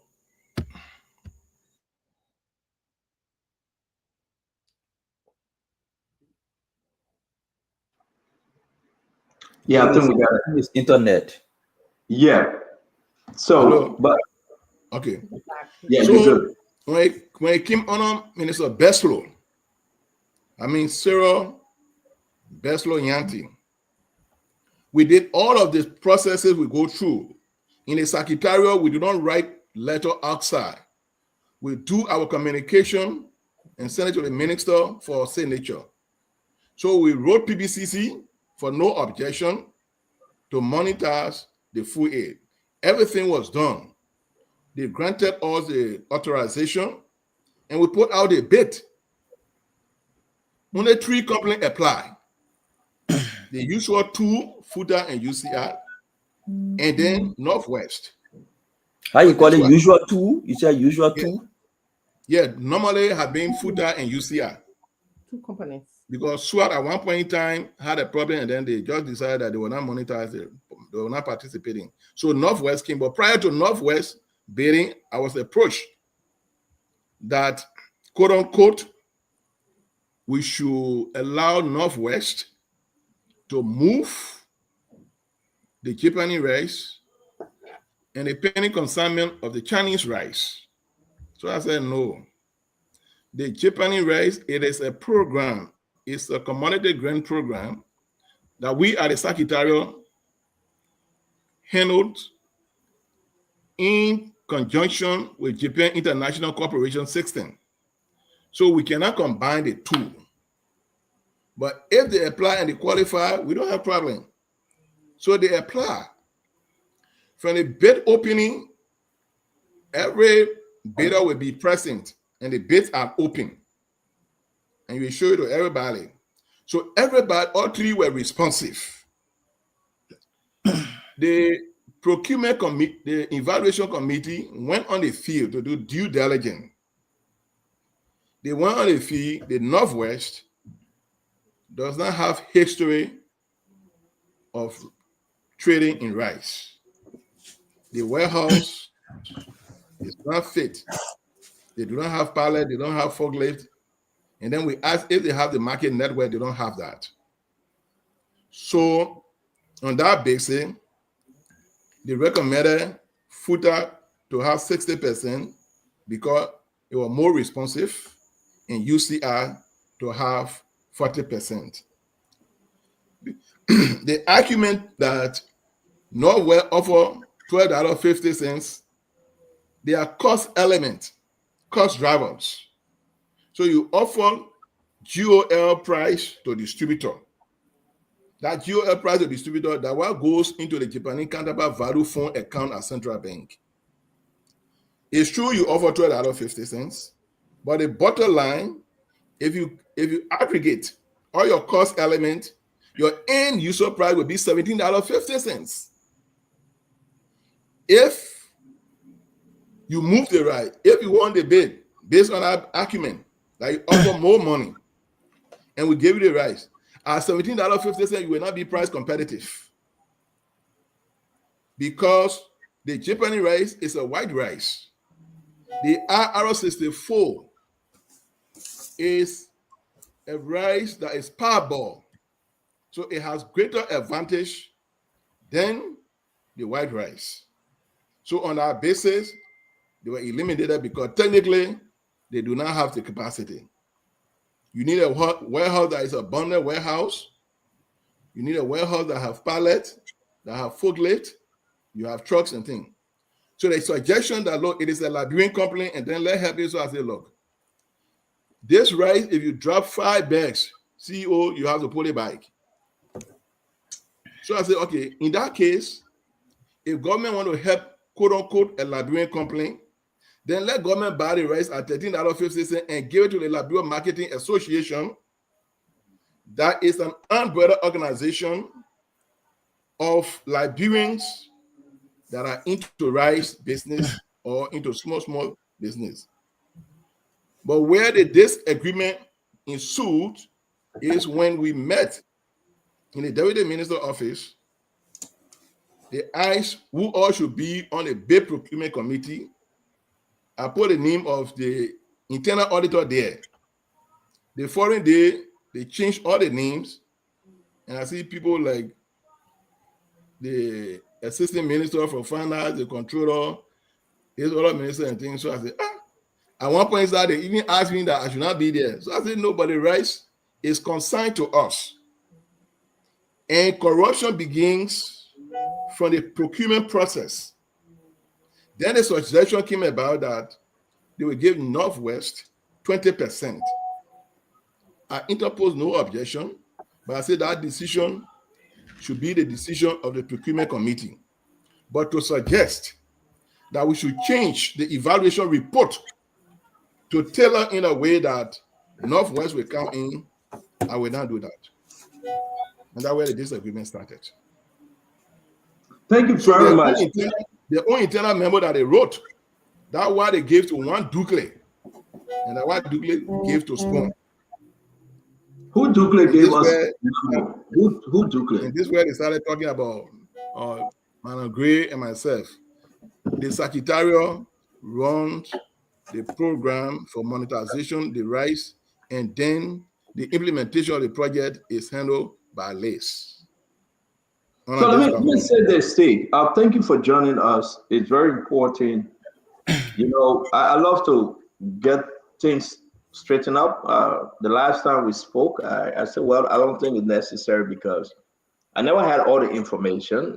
I didn't follow this Japanese rice issue. So when we receive information from our sources, I'm not just going to say, come on, blow the alarm, and you see a fit, you call me, you say, listen, this is the story. But last year, March 7th of last year, we ran with this story, 2024. And I want to bring to your attention, tell you how far we ran with this story. This is May 7, 2024. Yeah, May 7, 2024 letter from the Ministry of Foreign Affairs, right? We ran with the story, and I put this in the chat room. The first consignment of rice that came under Joseph Yema Boakai government. Do you remember this? From the Japanese? Yeah. So the story never started from 2 weeks or 3 weeks ago. I'm telling you, this is a story that is in our archive that we ran with on this show. And we now make mention of your name because those that signed this letter were Councillor DeWitt Gray. She was the acting minister at the time. And Councillor Oswald Twelve, he was also involved with this negotiation. If you read the letter. CEO, this letter, when the rice come, we draw up a contract. So Madam Grace suggested that before we execute the contract should be sent to Ministry of Justice. Because the Ministry of Justice is the legal arm of the government. So Ministry of Justice should peruse a contract and clear the contract before we execute the contract. We already have a contract between the vendor and the Secretariat through the Ministry of Foreign Affairs. I agree. When I was in Commerce, it used to be through the Ministry of Commerce. I agree, Steve. Allow me to finish up on this because I'm taking us back in history, and it will help us to have some understanding about the present, situation. I'm saying to you, the first consignment that came, only one consignment came already, right? Under this new government. It was 2024. Under this government, this is the first consignment, and this consignment it came from 2023. Okay. In this letter, this consignment of 3,294 metric tons came from where? It's the same Japanese rice. When did Japanese rice the Secretariat handled? When did it enter the country? This rice, I think it came 2022. Okay, when was it distributed? It was distributed in 2023. The company realized. Yeah, go ahead, sir. Go ahead. Yeah, and we realized 1.2 million. Okay, we're going to talk about. Go ahead, sir. Finish up. Yeah, we realized 1.2 million. It is a 1.2 million now that we will be using for phase 2 of the Liberia Japan wool workshop. The 1.2 first consignment honor is Excellency President Bouaka. This is the first consignment, which is the 2,630 metric ton that is pending to arrive either on the 19th or on the 28th. Yes, the money that you realize under this one, I want to talk about this letter briefly because I'm going somewhere. The money that you realize under the 3.294 metric ton, you still got that money? Or you already the money is at the bank. Okay. The government will not use that money until we write the Embassy of Japan with a project proposal. These funds are meant for economic recovery projects that are not captured in your national budget. So when the government meet at the ministerial committee, they decide which project to fund. And if you allow me, I can name a number of projects that we have funded so far since the project started. We have it. We're going to put it up. We have. Okay. I'm uploading all those projects. Please don't name them. You put it up there. You can address it. Yeah. So this money we wrote for phase 2. When they approve phase 2, that when we will write for the foreign minister to sign and send to finalize for the utilization of that money.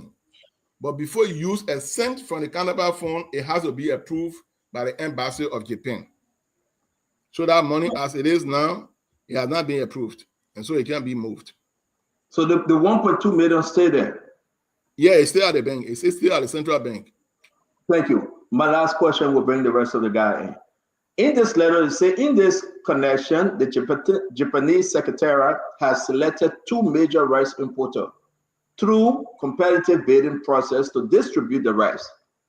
2 of those rice importers are Futa Corporation and United Commodities Inc. Correct? Yeah.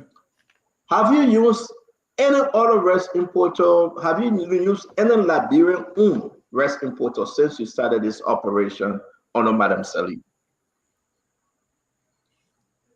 We do not decide who participates in the bidding process.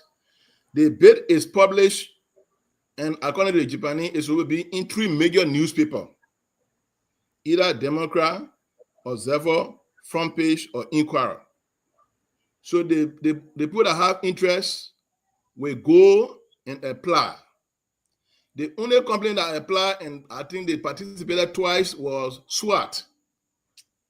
But at one point in time, SWAT lost like 2,406 bags. But once you sign a contract, it is not our responsibility whether you sell the rice or not. You must put our phone in the account. But on the issue of this liberalization concept, let me just tell you something, CEO. The only company in Liberia that spends its own money to import rice at K&K. The rest of the rice importer, it must be through a letter of credit or somebody that has contact either in Switzerland, either COFCO, either Louis Dreyfus, or Inter Milan. That's the only way you will get rice. To bring rice in Liberia, it's not less than 3.5 million.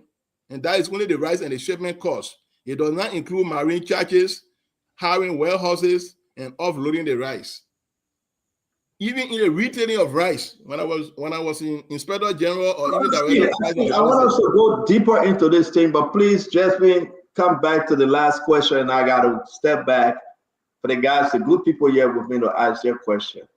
Yeah. Have you ever worked alone, given contract, have any of the Liberian rice importer apply, and were they awarded this contract?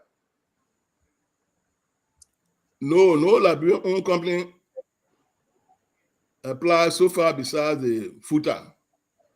And by the time the Japan rice started in 2008, 2009, to the best of my knowledge, you don't have major Liberian company that are into the rice business. Before it used to be Mr. Bestman, and it was the time they took COFCO rice, but COFCO rice was not on us. So since you took over, I think it was 2009, am I correct, or 2015? Which one? 2009? Yeah, let's say 2009. I started collaborating with LPNC before we took over at Ministry of Commerce. All of the company, all of the importers, they were foreign national. We wrote Ministry of Commerce to know who are importing rice.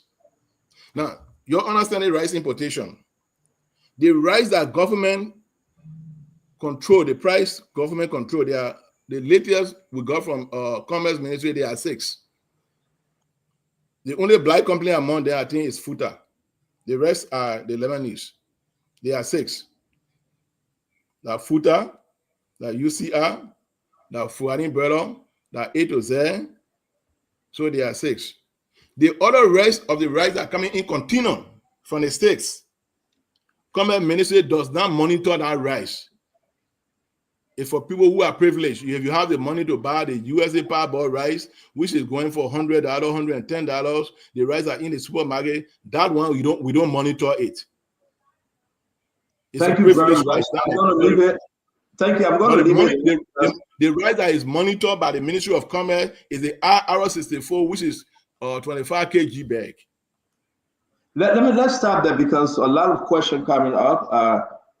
Since this Japanese rice came in, you are telling the nation no Liberians own rice importer or awarded, because from the Commerce Ministry, and I'm about to put it up, they have only 6 major rice importers. Let's just get that right. That's from the Commerce Ministry. And I think as of now, whether something have changed, we don't know. Dr. Richardson, we're going to come to you, Paul Kennedy, Mame, and that of Sis Glendy. Dr. Richardson. Hi, Mr. Pei. Welcome to the Spoon Talk. Yes, I see that you come with a wealth of experience here, ranging from First Inspector General all the way to, the Secretary position. You mentioned something about a Seku. Well, I'm sorry, you mentioned something about a Dukle owning rice, Liberian company. Can you clarify on that? You mentioned it was in passing. You mentioned about a Liberian company, and you said Dukle from the port. I didn't get you clear. Yeah, madam. The Northwest, when we are putting out the bid, their criteria, we want to see whether the business is registered, your article of incorporation, whether you have a warehouse that is a bonded warehouse. And so from the article of incorporation that we saw, the NPA managing director is the owner of Northwest. The company was registered 2023. In 2024, there was an amendment addendum done to the contract, in which he sells out a share and he said outgoing / CEO. And so, but I think it is a family business because you either see Dukley or Dolly. So there's a lady now by the name of Dolly that owns 90%. Historically, they do not have history in rice, in the sales of rice or distribution of rice. According to them, they trade in other commodities. And the reason why we were very candid in doing the process of the due diligence is you have 4 months to sell the rice. 2, the rice does not have market demand actually in Monrovia. It's hard to be with people that are really doing farming and all of those things. So based on that, the evaluation committee said, we cannot qualify this complaint. However, the procurement committee said, since it is a Liberian company, it should be given 20% on a trial basis. And that decision was held even by the interministerial committee yesterday. So this is government decision in which I'm in support of. Okay. So then, is it safe to conclude that there is a Liberian company? Yeah, but for the first time,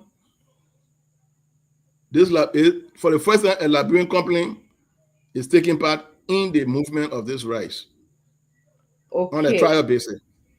Okay, I see. Because I was under the impression that, we didn't have a Liberian company, but now you are saying that we do have a Liberian company that is connected or was previously connected to Sekou Dukley, who is the manager of the Port of Liberia, right? You said, I heard you clearly. Yeah, the Northwest. Okay, the Northwest company. company. Northwest, yeah. So the government took the decision yesterday that since it is a Liberian company, it should be given a trial. Okay, but this company is on a family member name. It's not. He's no longer the CEO of this company. You identified that to us. No, right? Mr. Dukley, from the amendment that I read, is no longer part of the company. Oh, okay. Yeah. You said something very interesting that if you care to clarify, that's fine, but I just like to make a comment on it. You said that many of the money that is received isn't captured in our economic budget, in our economy. It's not captured in the budget. You said that. No, what I'm saying, the fund, the Japanese counterpart fund, are intended to support socio-economic development, economic recovery projects that are not captured in your budget. Meaning, if you wrote the Japanese project, if you wrote a proposal to Japan, those ones that they think should be under your budget, that your national government is taking responsibility, you should not request for those ones. It should be projects that are that have socio-economic impact on the impoverished population. Okay, thank you. Thank you for your clarification. Thank you very much, Dr. Richardson. Good evening, Mr. Pei. Thank you for having conversation with us. We are enlightened. I've been in Liberia all my life. Never knew that, this Japanese rice was even something that, could be monetized for project management, for project enhancement. Yeah. So thank you for the information you've just provided. Let me take you back to the article incorporation you just mentioned. When was the article incorporation, when was the managing director's share on that article incorporation amended? When was it amended? 2024. So we are talking about in the process of trying to sell this rice around the same period. How far was it in time when the bid document was submitted that the amendment was done on the article incorporation? I think it's the 4th of February that when the bid opening was held and that when we begin to peruse, all of the documents submitted to us. Yeah, but before then, how long the rice were in the country? No, the rice has not arrived. Okay, so the shipment is pending, either on the 19th or 28th. Yeah, so the information only came out and the bidding process started, and according to you, it went on the newspapers and everybody knows that there will be a rice and it will be monetized, correct? No, we put out a bid in December, and the bid have to run for 6 weeks. But at the opening of the bid, I asked a question. If you say you are being in rice importation, why is it that you are not on Commerce Ministry database as importer of rice? I asked this question because I was one of those people who, really went hard on when we heard the news that you deny a Liberian business from, getting the bid, because even while they were giving higher. What I'm trying to establish here is whether there was not a conflict of interest. Because if a sitting managing director of any of the agency trying to share their, relinquish their share because they want their company to go into the bidding process, No, Mr. Kennedy, let be fair to Mr. Douglas. That process of amending the article of incorporation was done even before we put out a bid for the rice. Okay. And the conflict of interest, I don't want to side with that because he's not at Ministry of Commerce. He's in the port. Yeah, no, I was only seeking clarification from, to so that we did not establish or overlook that. That's all. I'm not pointing my fingers at him in a way. I was only trying to draw information. Mr. Kennedy, if you ask people who know me, I'm on this project for this long because I don't compromise with certain things. To some extent, when I was Inspector General, I can remember the minister asked me to go and close down all the cement depot around Simeco because they were selling cement for $16.50. I went there, I discarded myself, and I found out the highest were $14. I went to Simeco. Instead of producing 3 shifts, they were only producing 1 shift. So I called the minister. I said, tell the president, we cannot close down these people because it would be black marketing. He said, but the president said, I said, madam, tell the president because the president is not a technician. I know you can't control it. Be frank with this. It's not a conflict of interest. The amendment to their contract was done before the rights issue came about. See, are those your dogs? Are those your dogs barking, right? Yeah, but I think they will soon go away. Yeah, can you help us, please? Because it's coming very, very loud through your microphone. Yeah. Oh, yeah. Okay. I'm about to upload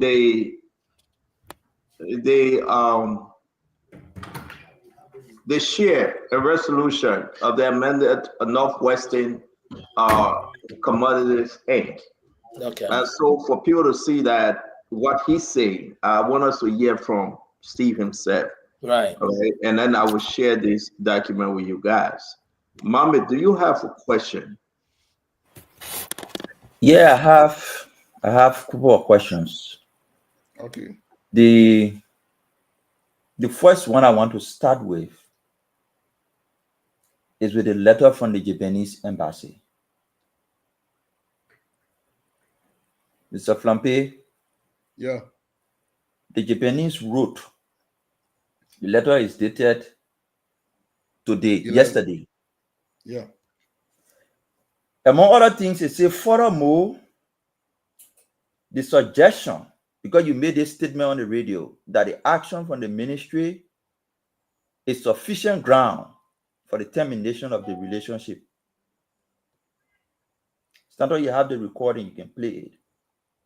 On OKFM, you said the action of the minister is a sufficient ground for the Japanese to terminate the relationship on this project. So the Japanese wrote back on yesterday.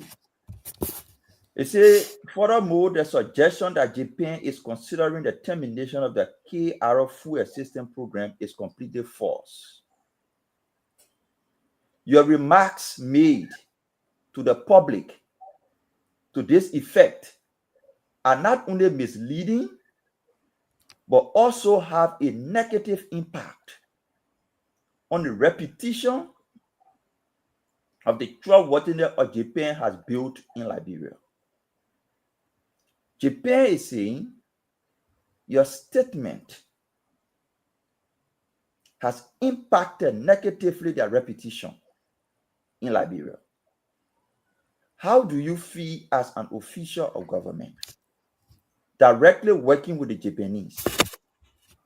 How do you feel that you've made a couple of statements on different media outlets that Japan is now saying your statement have impacted their reputation negatively in Liberia?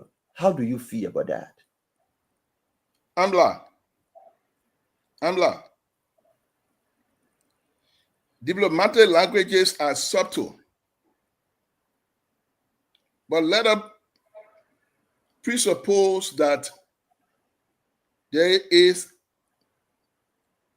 corruption in the handling of the rice. No, wait. We'll get to that point. Let him finish. I'm coming. Let him answer, please. I said diplomatic languages are subtle. And the subtleness of the diplomatic language should not be looked at on the surface. And this is why I told the embassy, this letter that you wrote, I'm no longer going to put up defense. So if anything happens, it will not be a free flow. But let me just tell you for instance. They bought a rice one point in time and there were 278 bags that were distributed between some ministries and other people. They insisted that government should pay for that, government paid. Our Ministry of Foreign Affairs, they said they bought 2 laptops after the audit. They asked me to go to Foreign Ministry. At that time, I was still in Commerce Ministry. To go to Foreign Ministry, to take the photo of that 2 laptops, get the invoices, and send it to them. I did. After 2 weeks, they sent 2 staff from their embassy to Monrovia to come and verify those 2 laptops. So are we suggesting that if anything goes short in the handling of this rice, the embassy will continue? Is that what you people believe? That is a subtleness of the diplomatic language. Not because they wrote that letter to me. What I understand from conversation is that the intervention of the previous ambassador was beyond curtain. And I should have sought permission before even mentioning that. And because I'm paying by Japanese taxpayer for the past 12 years, I accept and I say, I'm sorry for stating what was discussed in camera publicly, and I took responsibility. But I can tell anybody, Japanese project, in my letter to Manasari, I stated that it's a serious parallel connection.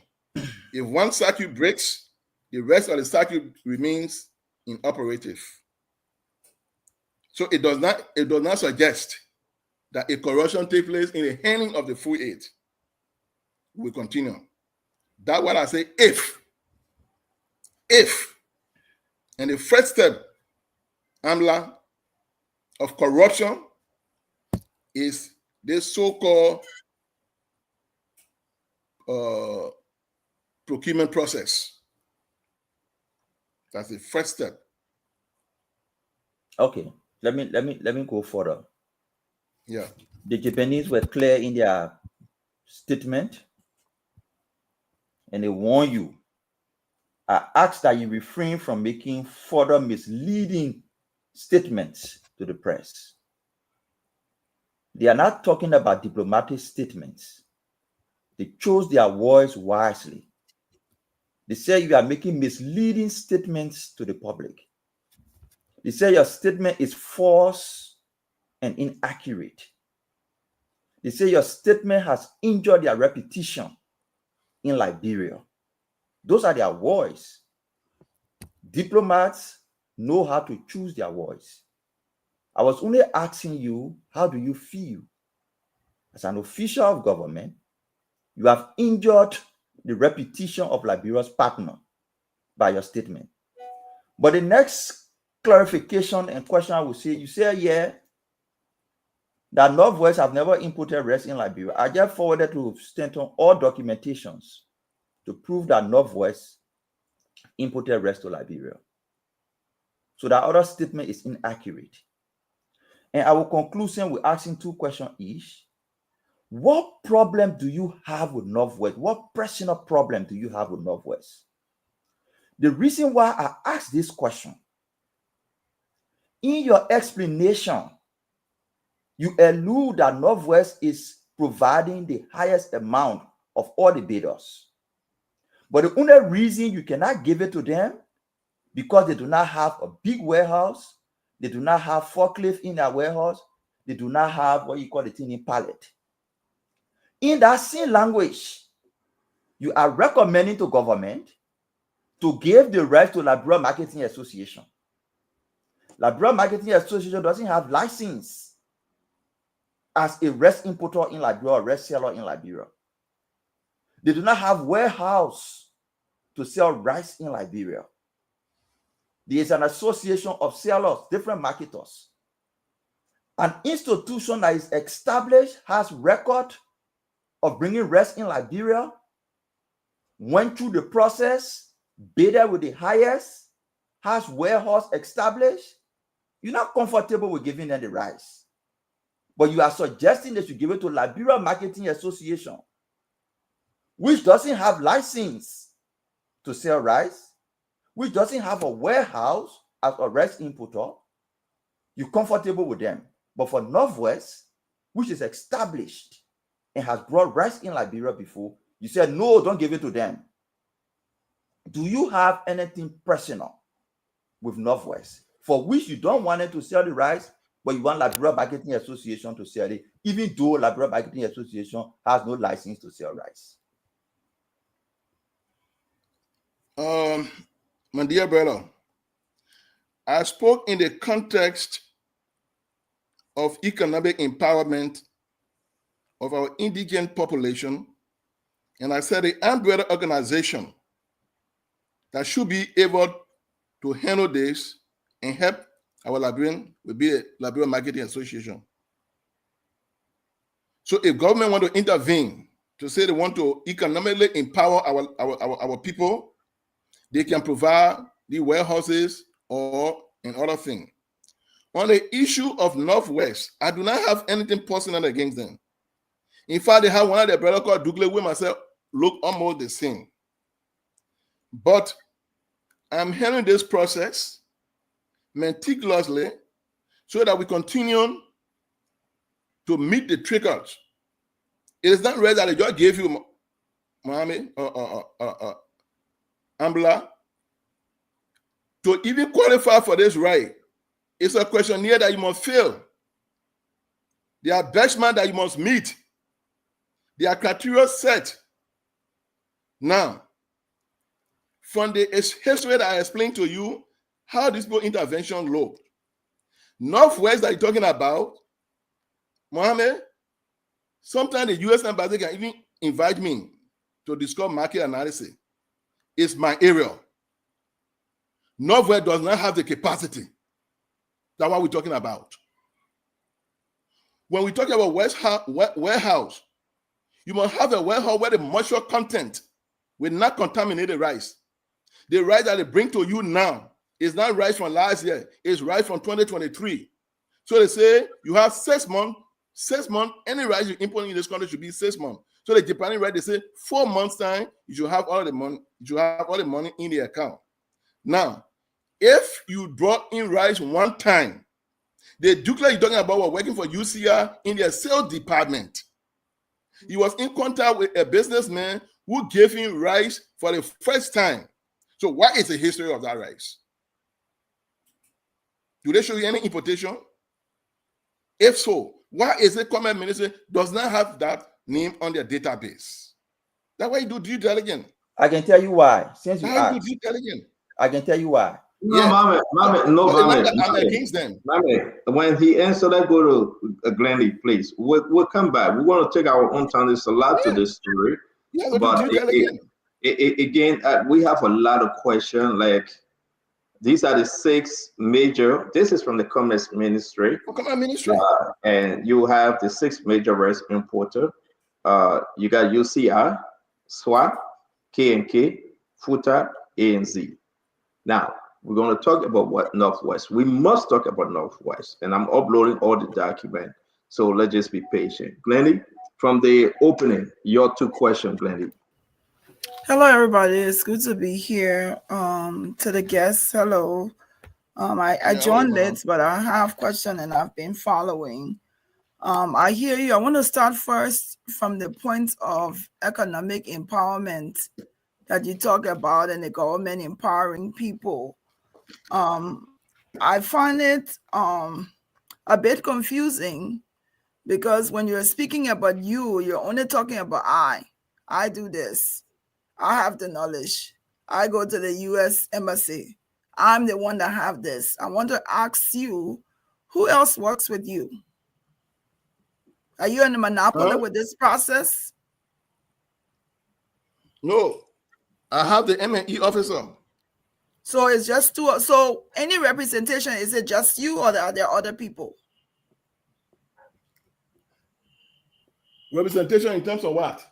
In terms of if they're calling you to go and talk about the products, they're calling you to go and make negotiation for Liberia, they're calling you, who else is a part? Because I'm sensing that, I'm feeling that you have a monopoly. And so because of that, you feel that you own this and this has to be you. That's what I'm trying to ask. Who else has the knowledge? Who else can represent? Who else can negotiate? Is it just you or are there other people? That's my question. Well, to answer your question, I really don't know, but when they were looking for somebody to head the secretariat, I was director of price analysis and marketing. You needed somebody to have the skill. So I was asked to handle the Japanese project from LPMC. At that time, at Ministry of Commerce, it was Japanese coordinating unit. So after the GSC audit, that when they asked that they should establish the secretariat and will be housed at the Ministry of Foreign Affairs. And I was seconded there. The M&E officer is an M&E man. He's there to go to verify what was done. Myself, I have M&E background. So let me just go to my next question. So the greater interest I'm looking at here is, how can we handle this process void of corruption and void of all falling short of the benchmark? That's my concern. Yeah, my concern also is that there should be other people involved in the process and not just you having a monopoly, because your response to me is almost like you have a monopoly, you know everything, no one else knows. But let me go to my second question. I heard you talk about bidding. There's only been one company, SWAT. Is that what you said? There has only been one SWAT that's on trial for bidding. And then you talked about how when there's time for bidding, there are things that are posted in newspaper agency and all of that. Who's responsible to do that? How is that? How does that process work so that the general population in Liberia are informed of when the bidding is taking place so that they can also participate? I want you to tell me a little bit about how does this bidding process work and how do people even get qualified? Because you said 3 newspapers, but then you named 4. So when is it done? What year? And what month? And how do people know? How do the public know that bidding is going to take place? What I will do, I will screenshot the newspaper and send it to Spoon Talk. But all bidding in Liberia is put in the newspaper, and according to PBCC, it should be for 6 weeks. And sometimes you go on the Executive Mansion website. You're not answering my question. My question is, you see how it been done? It's published. I know you. We have a criteria, madam. We have a criteria. That criteria is bidding requirement is published in a newspaper. Senator, it's published in a newspaper, so you apply and you submit your bid. That bidding is done. I know that. I'm asking you, how do they know that bidding is coming for them to bid? How would they know? It's carrying the newspaper for 6 weeks. Thank you. And put on the Executive Mansion website. All right, thank you. All right, thank you very much, Steve. In addition to your question, what I think we need to do moving forward is that the 6th Ministerial Committee, for the other rights that will come next year, the 6th Ministerial Committee are advised that they should nominate persons that will handle the procurement process. Look, what we're talking about, sister, is not about one individual. We have to be transparent in a way that we continue to enjoy this program. Other than that, we have problems. Steve, thank you very much. Please allow us to continue with the question, and thank you for being patient in answering us. We want to welcome all of you. We are discussing the issue about the Japanese rest coming to the country. Now, when the Japanese rest enter the country, the Liberian government sell the rest, use the money for other projects. All right, some of these projects during the 2018 to 2023, they were called George Manawiya Project, but it was the Japanese rest money. Mr. Flappy, can we brush off a little bit and discuss that?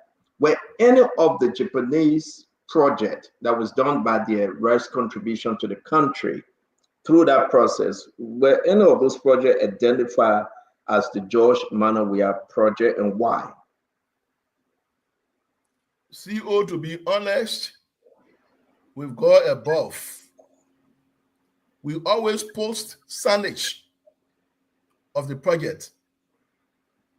It go in newspaper for the bidding process. It's different from presidential project. Where we have a little conflict with LACE and the Secretariat is a 200 housing unit that should be built in Southtown. I did not see a signboard there. And I question why. But the 3 bridges that we built in Cape Mount, the signboards are there. Well, those homes, 200 housing units, they are, people refer to them as the major project from George Manawiya. They call it the George Manawiya Project. Is it true? I heard that too. But did you speak on, did you make any correction though? Say, no, this project was done with the Japanese rest donation their money? When the first time I paid a visit in Southtown, to be honest, I noted the zinc they were using, given the proximity to the seed, and I asked that they replace those 28 houses zinc. I asked the project manager why there is no signboard indicating the name of the donor.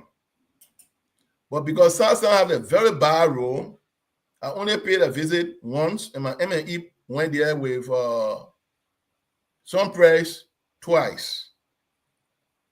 But we also have that concern that there was no sufficient publication made to show the name of the donor. So most people believe that. So let's just get the record straight. And guys, please bear with me. The project in Southtown, is that the only project you can identify that this program, the Japanese rest program, completed, and the government and President Weah said it was his personal project to the people of Southtown? Is there any other project that we can speak of tonight? No, not to my knowledge. No, not to my knowledge. Because all of the warehouses, all of the market building, the signboard were posted. There were public awareness, and the embassy was invited. In the opening of Douala market, they sent a representative.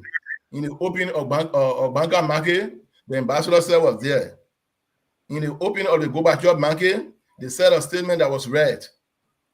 So, but that project that George Manawiya claimed, and he claimed literally in 2022, 2023. Yeah, the Southtown project. So folks saying it was his project. That's the only project you can identify that you. No, I said I heard that they said it was presidential project, but it was not presidential project. That's what I'm saying. How much did you provide? The Japanese counterpart fund provided. The project was funded by Japanese counterpart fund, but I don't know whether the president said it was his project and not. But I heard something like that. How much went into that project from this rest donation funds? I think 580 million plus. Say 1,000 or million? 1,000, maybe 580 million Liberian dollar plus. Oh. Okay, into the SASTAN project, correct? Yeah, 580 million Liberian dollar plus. Okay, Liberian dollar. Okay. Okay. All right. Thank you. Let me move up. And you said something about the 20%. If I'm correct, please help me. So now you have agreed. Did you agree on a duress that the government pressure you to give 20% to Northwest? Is that the agreement now? Children are being in government. If a decision is reached at the ministerial level, it's democracy. Whether you like it or not, you have to support it. So yes, I support the government decision. So my question, help me please. You support the government decision to give 20% of the proceeds from Japan to Northwest. Is that what you're saying? No, 20% of the rice consignment. Yeah, that's what I'm saying. The rice consignment, 20%. Yeah.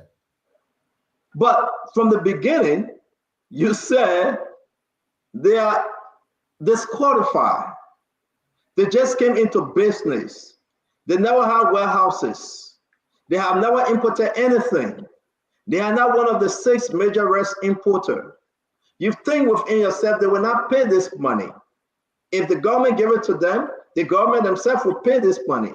My question to you, were you under pressure? Were you forced to agree with the government? No, it was not a pressure. When the problem started, according to procurement law and procedure, when the evaluations committee submits its report, the procurement committee should be able to either accept or reject the report. It wasn't done. The minister, as it walked in, furiously said, with the report that she's looking at, we cannot take a decision until she confirms with the minister. And this is where the disagreement ensued. But the decision, and guys, help me, man. The decision was an independent decision that you have approved Steve Flampe, that the right way to go with this rice issue is to give it to the other importers. Those importers, they are not Liberians rice importer. They are foreign rice importer operating in Liberia. It was your decision to do so. But when the SA walked in, she said, no, Sarah Beslo Yanti have to approve. What did you say when she said that Sarah have to approve of this decision? What did you say? I said it was a violation of the procurement law. If that's what you said, it was a violation of the procurement law. Why are you agreeing today? My question remains the same. Did you agree on the duress? Are they forcing you to agree because it's a governmental decision now? CEO, I run the secretariat for and on behalf of the government of Japan and the government of Liberia. The secretariat reports directly to the Interministerial Committee comprising of Foreign Ministry, Finance, State, IAA, Central Bank, and PPCC. It is an Interministerial Committee decision. And as a member, I support the decision of the government. If Northwest fails to meet the quota, I believe the government of Liberia will honor obligation to cover up for Northwest. And I hope they will perform. All right, Dr. Richardson, your second round of the questioning. This is very interesting, folks, and we really do appreciate Steve Flampe. Dr. Richardson. So I just want some clarifications here. Is it true that when the rice gets into Liberia, it is then sold to Lebanese companies or Lebanese store owners who then sell the rice at a higher price to Liberians? Have you heard of that? Do you know of that? Because this is like this is supposed to aid our rice market. It's not supposed to be sold to others. Do you know anything about that? That for your information, when we passed the liberalization law, I was the administrator for the Liberia Business Association. Lebanese are not to engage in the retail sales of rice, in transportation, in bricks making, in ice making. The law remains in force. And I don't want to believe if they are selling this IR64 25 kg, the one they sell in the supermarket, which is about 5 kilo, 10 kilo, it does not fall under that liberalization law. So any Lebanese man engaging in that Ministry of Commerce, I think they have to go back to the law and enforce it. Okay. All right. So my second question to you is in regards to conflict of interest. I heard you say that even though Mr. Dukley, which he seemed to have removed his name from on the article of incorporation, but the fact that he works at the port, let's say if there's no conflict of interest, I think I heard you say that. Is that correct? Do you think that? Yeah, it's correct. Why he's not in the commerce of Liberia. He's not a minister of commerce, or deputy minister of commerce. But do you see that conflict might apply because managing the Reductional Port Authority? Yes. Do you think he amended the article of incorporation? Yes. So I don't think there's conflict of interest. So had he not amended the article of incorporation to remove himself from the company, do you think that it was going to be conflict of interest that he's managing director of the port and still have a rice company in Liberia? Do you think that?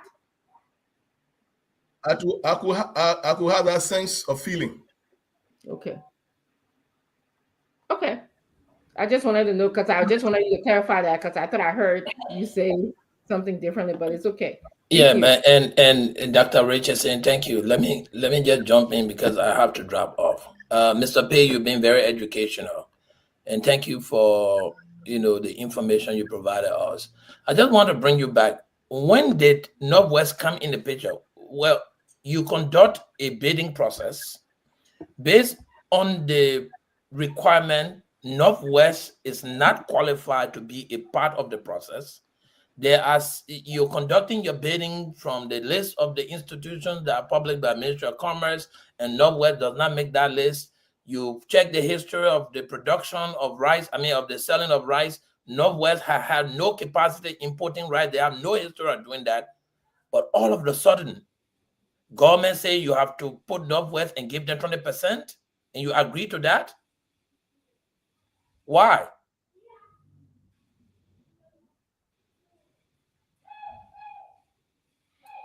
I'm just somebody who is in charge of the secretariat. I do not make the ultimate decision. Watchdog. And there's a management guard. I follow the management guard.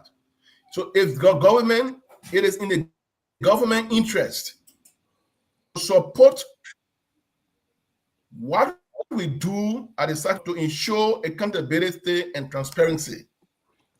But Mr. if there's a shortfall, Mr. Pei, let me hold you, please. From past experiences, the government will make up the funding gap. Okay, so I'm trying to hold you there. I think the internet is fluctuating either way, maybe from my end. But accountability, what I heard from you was the first way you went. You went straight by the books, by eligibility criteria, which fully, based on your explanation, Northwest did not meet in the first place. But then government is imposing Northwest, and you as the head of the secretariat is going to accept that, and you don't think that is a credibility issue? That's a conflict of interest from my sense. Look, if the managing, let me finish my point. The managing director of the National Port Authority is in any competition to bid for rights could probably be influencing that because he's a stakeholder in government. And this government is selling rice to common people, or well, not say common people, but to the business community. don't you think the ownership of the managing director of the port in there has the ability to influence the process, which I'm sensing now, because government is saying giving 20%. Where is that 20% coming from? This guy was not on the paper in the first place. Now all of a sudden government is giving him 20%. How did it happen?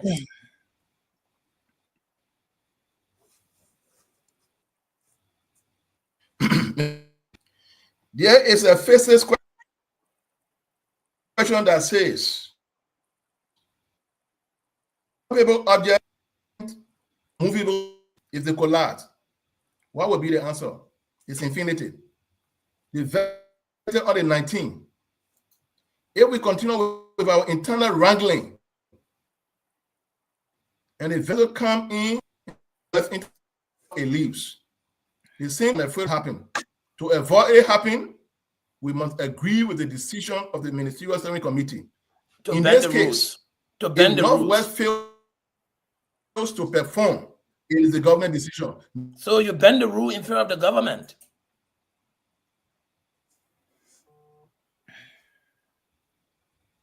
The government is the direct beneficiary of this program. If it means that sometimes internet giving problem. They want to follow the rule because of it is there. So Steve, Mr. Flempe, let allow you to reconnect. It will help us a lot. So I know you hear us. Try to come back in again, but then it will help us a lot, please. So you say the government is the sole beneficiary of the rights, so government can make any decision, even if it calls that he bends the rule, he's going to bend it in favor of the government because government becomes a guarantee. That's how you understand it, but that's not what he's saying. But that's how you understand it. Yeah, I mean, I'm not going to fault you for that, but he's going to come back because I think it's just necessary to. He's on the show. He's going to speak, and we're going to understand him better. But something is not too clear, and it's so good that we have him, right, Glendy? That Richardson, we have him. We want to push him, and we'll get to it because the Japanese government sends rest in the country every year. This won't come in March, between the 19th and the 26th of March. My argument is, why can't you give the Northwest all of the rights, but you give them only 20%? His argument is Northwest cannot handle it. But it seemed to be he didn't answer my question whether he is under duress. And that's where you're coming from, Paul. So let's wait to have him. He's going to join us again. And let's go to Mohammed. Mohammed, just take it from here while we bring in Steve later. Asido, welcome to the show. Honorable Great, welcome to the show. So the statements Steve made are all inaccurate statements. And that part of the reason why even the Japanese embassy wrote him the letter they wrote him. One, I sent you, Stanton, you have it in the chat room. Northwest is a registered, accredited company to import rice in Liberia. Northwest has imported and is importing rice in Liberia. I sent you the latest certificate of origin, 125 metric ton, as of April 8, 2024. It goes back, the other documents for previous years is there. Send you pictures, Stanton, you can put up the warehouse.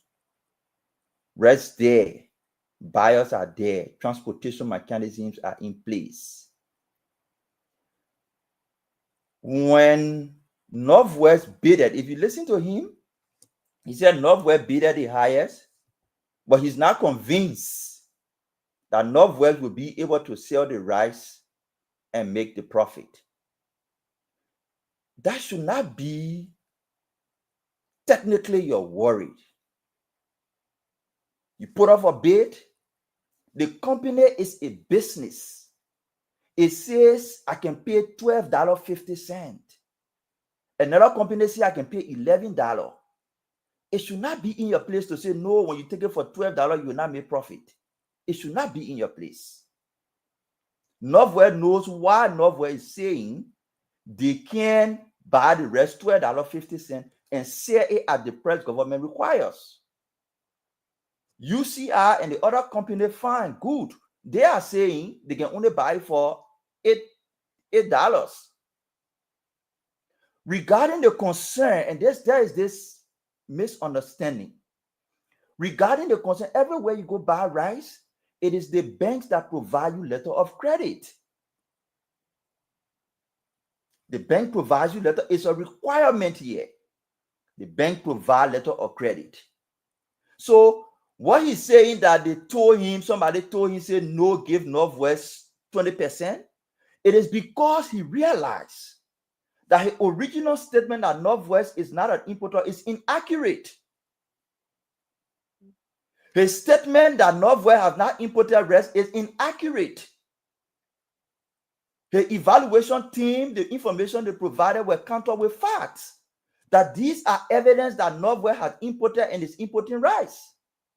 That Northwest is an accredited rice importer. That Northwest has warehouses and distribution channel. So the basis on which you claim that you cannot sell the rice to the party that is offering higher price is not accurate. It is against that background they reached the decision to say, no, let's go back on the previous decision. The company has established. Sorry to cut you off. We have, because we got to squeeze in Steve Flying, we do not want to lose him. Sorry to cut you off. Your question to him was on the second round. Your question. Yeah. So my statement is, Steve is not on a Durex. The facts were established that Northwest has imported and is importing rice. Stanton, you have the document. You can share. He has the document. He has seen them. Those facts were presented to him. I just share it with you. He has it. Steve has those documents to prove that, contrary to the original information, Northwest is an importer. You requested major importer. Northwest is not a major importer of rice in Liberia because the quantity of rice they import is not up to what UCI is importing. UCI is a major importer. And you requested major importer. The Ministry of Commerce gave you the list of major importers based on the quantity of rice they import into the country. Northwest is a small Liberian company. It's not a major importer of rice. That's established. But they are importer of rice. They have warehouses. They have distribution channels. They have imported rice. They are importing rice. And all those documents were presented to Steve. And Steve is now convinced that prior to knowing all these facts, which are all in the public, the decision to exclude Northwest was not accurate, was not better. More than that, Northwest is offering higher price than the two other bidders. So he's not going to. So, Mame, hold on, because you brought something in and we allow Steve to address it. So, Steve, let's move forward with what Mame is saying, because that's Mame and other people's argument. Northwest is offering $12 in exchange. The other importers offering $11. So looking at it, we Liberian feeder, Northwest want to give you more money, you say no. And the other people want to give you less money, you say yes. Can you please explain why? Okay, when Ambler was talking, I was silent. The document that linked to Spoon Talk was given to Ambler. I'm a propaganda person myself, Ambler. I explained to you here clearly that all of the three importers, FUTA, UCI, and Northwest, were responsive bidder, meaning their documentation perused was acceptable. When the evaluation went on the field to do due diligence, that when they found out that Northwest cannot be qualified. That's what I said to you here. Then we went. I'm not saying I'm a Liberian. They say, okay, you go to immigration. Immigration say, but I'm like, you're talking about here. We don't have it here. So Ministry of Commerce on the list. They say we don't have it. It's not any rice importer you can just give rice to. Amla, I worked in the port as assistant manager for technical department before Manaseri government. You look for bonded warehouses so that in terms of anything, the insurance will capture it. You don't look for people who get warehouse way to Douala. When you take one truck to go to Douala to beat that traffic and come by, you will pay demurrage on your ship and your whole interest gone. We inspected all of the things. Only one warehouse they have. That warehouse they have 285,000 bags, or 875,000 bags can now go in there. It will develop moisture content. They don't have forklift. That forklift you knew to pull the rice on the forklift and pull it down and build it up. They don't have it. They themselves say they trade in other commodities. They try to go into rice. 2, the $12.50 you're talking about is one cost drivers. It's the GOA price to distributor. There are other cost drivers. How much to move the rice from pier to your warehouse? How much to move the rice from your warehouse to this place? So the access cost element, if you aggregate and you add the $1 for the rice or for the secretariat, which is administrative cost, Northwest price, end user price will be $17.50. No, it will not. It will It not. will be $17.50. Mama, wait, I beg you, let him finish. You will come back to If you add the other people, if you aggregate all their cost elements, it will give you $16.50. So there are 2 things we look at. Will you be price competitive? 1. 2, do you have the capacity to move that rice? No rice is saying they will charge 20 cents to move the rice from pier to warehouse, from warehouse to the other counties. 20 cents? So we did due diligence. And this is why we say the big evaluation said Northwest technically is not qualified. I'm not on a bid evaluation team, but that's the report that we got. The disagreement here is for us to change document to favor Northwest. This way I said no. So all the argument you put on that you didn't want to get that document, you carry the spoon.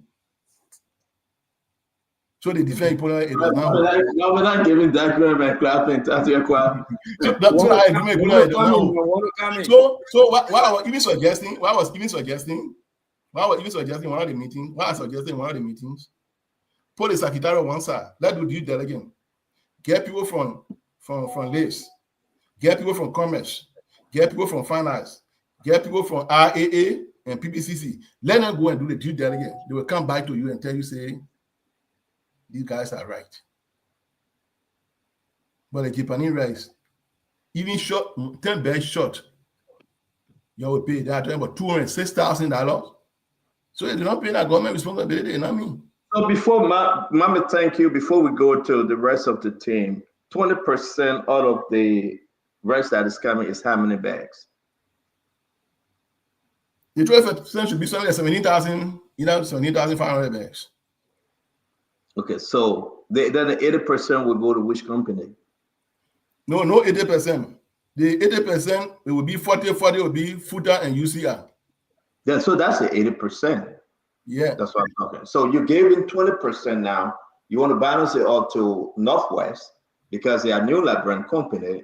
You cannot say, I don't agree with this, Granny, that you are forced to do this thing because we can see and we can hear through your voice that you crying in your heart and say, I don't want to do it, but I'm forced.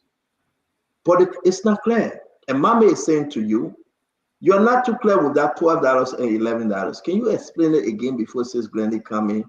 Then we'll go to Gray and Asido. You say, how do you run away from $12 to $11? Please.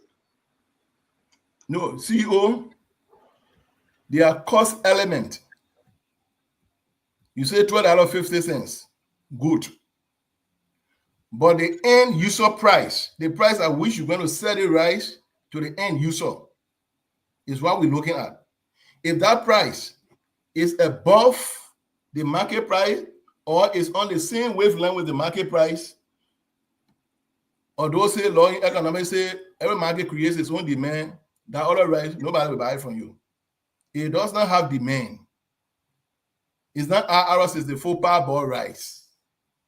So many times in the past, we have negotiated for cost reduction. So the people are saying, look, we give you the notification of deposit. Work within the notification of deposit so that this rice will be price competitive. But you sell like Japanese rice, yeah, it's 30 kg. You sell it $17.50. You sell it RR64, they sell $17.50. CEO, you will get right in your warehouse. Yeah, but help me understand. I understand all of that, but help me understand the $12.50 and the $11. Now, you're saying the end user price. What is the rice price on the market today? The RR64. Yeah. Which the six major importer are importing is $16.75. That's the wholesale price. It's wholesale price. Let's stick with the wholesale price. So if Northwest say we won't buy it $12.50, right? Which of course now they get between gap of $4 or $4.25 right there. What's your argument? You are not sure that they were selling $16.75. You think they were selling more? CEO, this is a technical analysis you got to do. When the vessel comes to the port, that's where the responsibility of the donor ends. You need trucks. You need forklift. You need escort security.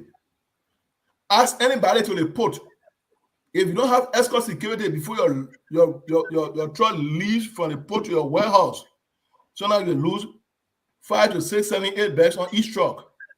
Those guys will take your rice, hold it like that, and swim under the water, and they're gone. That cost element is important. So the man said he will move it for 20 cents. To discharge that vessel in 24-hour time, you need not less than 20 trucks. You need to fuel them. They have to work day and night. So you look at the man, you ask the man how much you charge for them. He said, so what we say, we are looking at the cost drivers. The second part here is, do they have the capacity to sell that rice in 4 months? To do that, it means you must have at least 10 to 15 distributors in 15 of the political subdivision. That when you call, they will just come, they take the rice. And that's how the people sell the rice. They give it to the people. After 2 weeks, they collect their money. Let me hold you right there, bring in Glenny. Glenny, talk to us. We're not in the math business here, Glenny. We're hearing a lot of fear from Flampe. Glenny, me, I do, seriously. But talk to me, sis.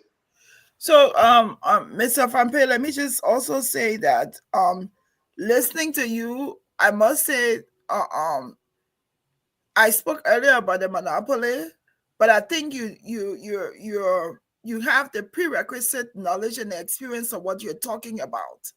And then as we're listening, I know Paul left, but Paul asked a very poignant question.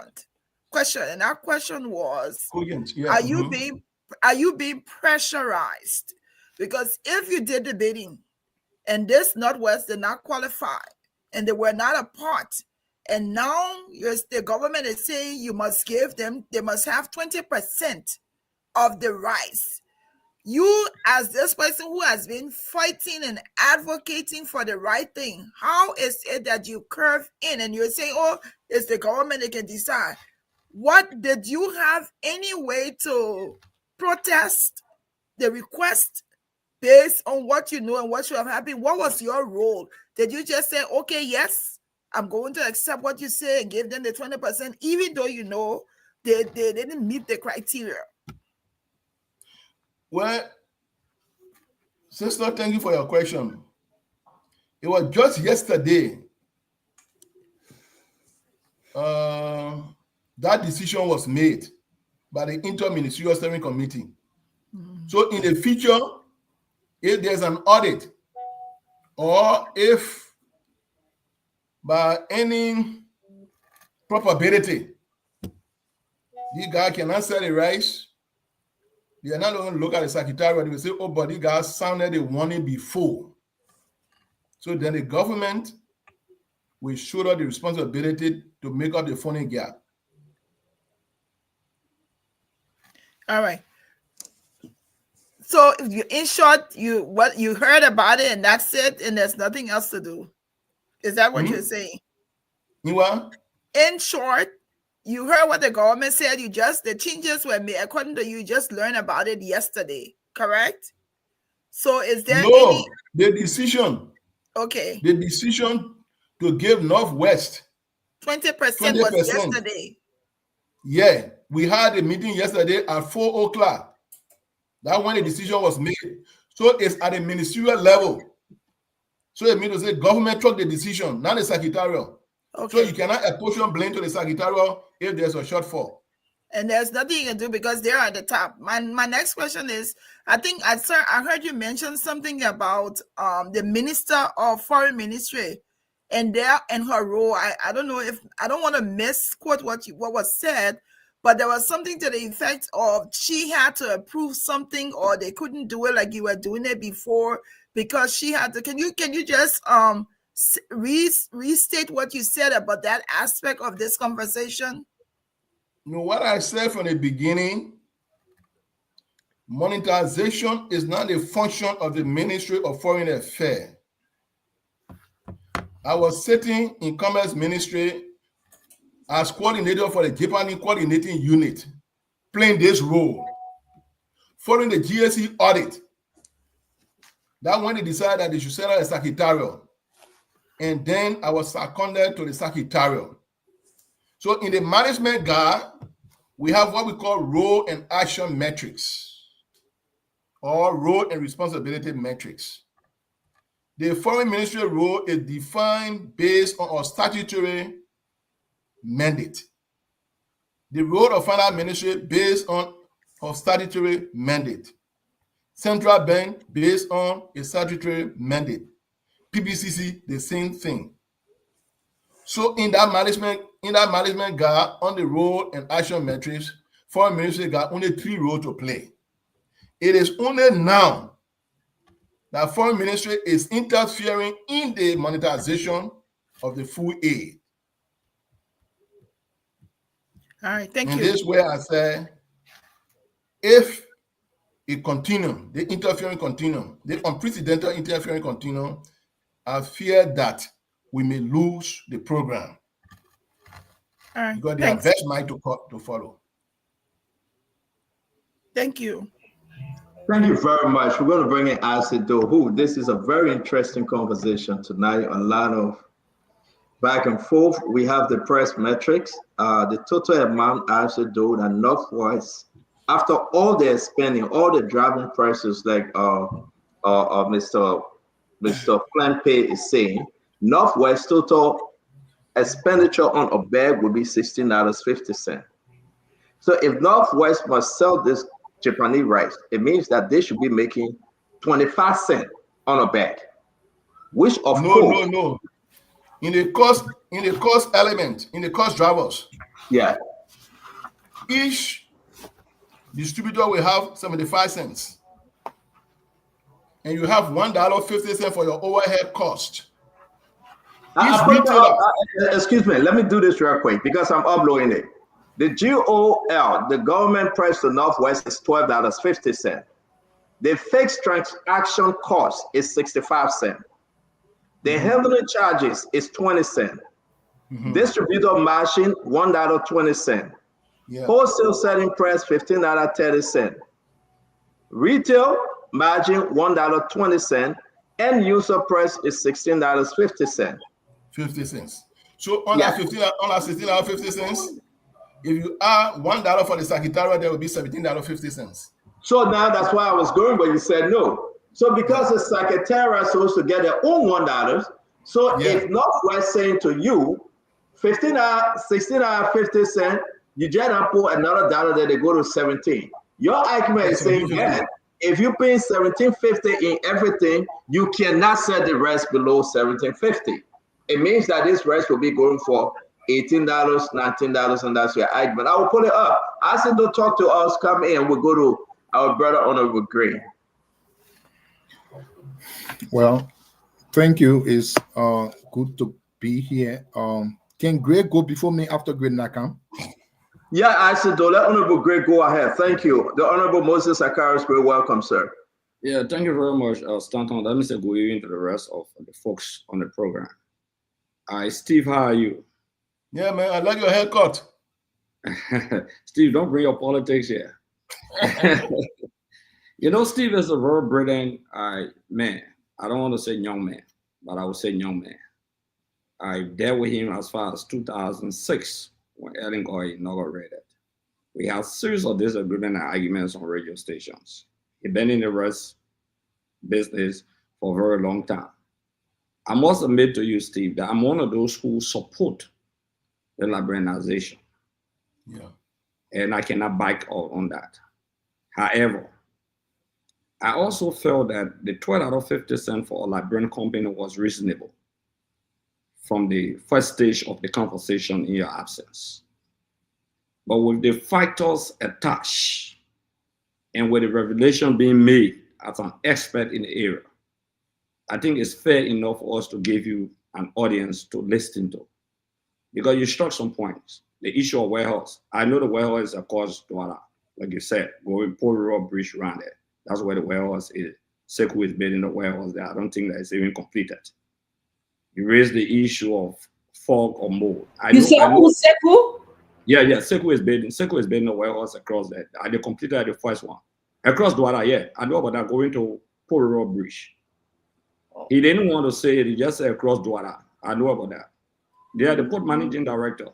Well, Sekou name is not on the article of incorporation. But you know, yeah, hold on now that the warehouse he's talking about. He's talking about a warehouse across Douala. I know the warehouse. When you go into Port Royal Bridge on your right hand side, that big area, you can see all the poor work. Sometimes I stop there, I even get the boys little things because most of our people working there and they're chanting when I stop, you know, they're shouting. I know about it. Okay, Liberia is a small country, everybody informed. But for me, that's not the issue. I want a Liberian company involved. I want that. To be frank with you, I want Liberians to be in power. I think it's about time that the government get involved into helping Liberian businesses to compete. I understand all that you said. The fact of the matter here is that you were under duress because you admitted that, look, we cannot allow them to become part of the bidding process because they don't have the capacity. With all of the factors being listed, they won't be able to sell the rice because the rice cannot compete against the other rice. So the Liberian people will go for the other rice easily and they won't be able to sell the other rice at the point in time. So the government comes in and say, look, give them 20% and let's move on. You have no choice. You work with the government. You have no option. You have to abide by that. It shows to me that you are under duress. But my question may not be your question to you. I want to be fair enough. I understand what you said. You've been didactic. You provided pieces of information. You are abreast with this thing. You've been there more than 20 years working in our sector. It's not a debate. People can debate you in our area because I've debated you before. I know a lot of things with that. Okay, on the K&K, on the George Haddad and all of those things. You know about that. When we're debating the free press and all of those things. But my concern here is that it's about time that the national government try to help to buttress the efforts of Liberian businesses to make them competitive. When you spoke about the issue of Northwest, the only concern I've had about Northwest is that, and I've always had that concern, when Liberian officials of the government are involved with a company, it tends to provide usually an added advantage. But one of the brightest things Sekou did, if it is true, he withdrew his share or he sold his share, or according to you, whether it's to his cousin or to his sister. I mean, just to say that though I'm a government official, because where I am now, I cannot have a share in it, I have to back up. But still indirectly, you have some influence in the process. But in closing, I just want your comment. I don't want to be political like that today before people think, because I support Liberian businesses. My concern here is that, what would be your suggestion? You've been in the rest business for a very long time. Because Northwest is not even on the listing of Ministry of Commerce, the current listing of Ministry of Commerce. I heard people saying you CDC, no, you Unity Party man, I know you accept change. I've been knowing you for a very long time, as far as 2005. Okay, but what would be your suggestion to government in the rest business to help Liberian businesses? Since you are a veteran in the area, you are very knowledgeable, what would be your suggestion to the government of Liberia to help Liberian businesses to compete with the Lebanese or the other importers?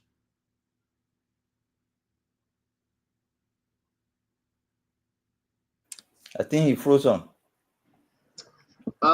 Steve, can you hear us? All right. Maybe he will come back.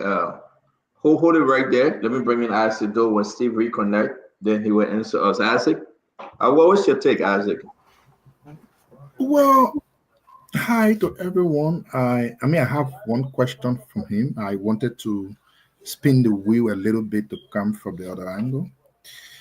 First off, I think Mr. Flint was right with the statement he made, which of course the NDASE did not contradict. I think what he said was, with the current trends, if it continues, he fears for this to happen. And that is a fair deal. And he specifically mentioned the foreign ministry, because according to him, the foreign ministry wants to get involved in the monetization aspect of this rice.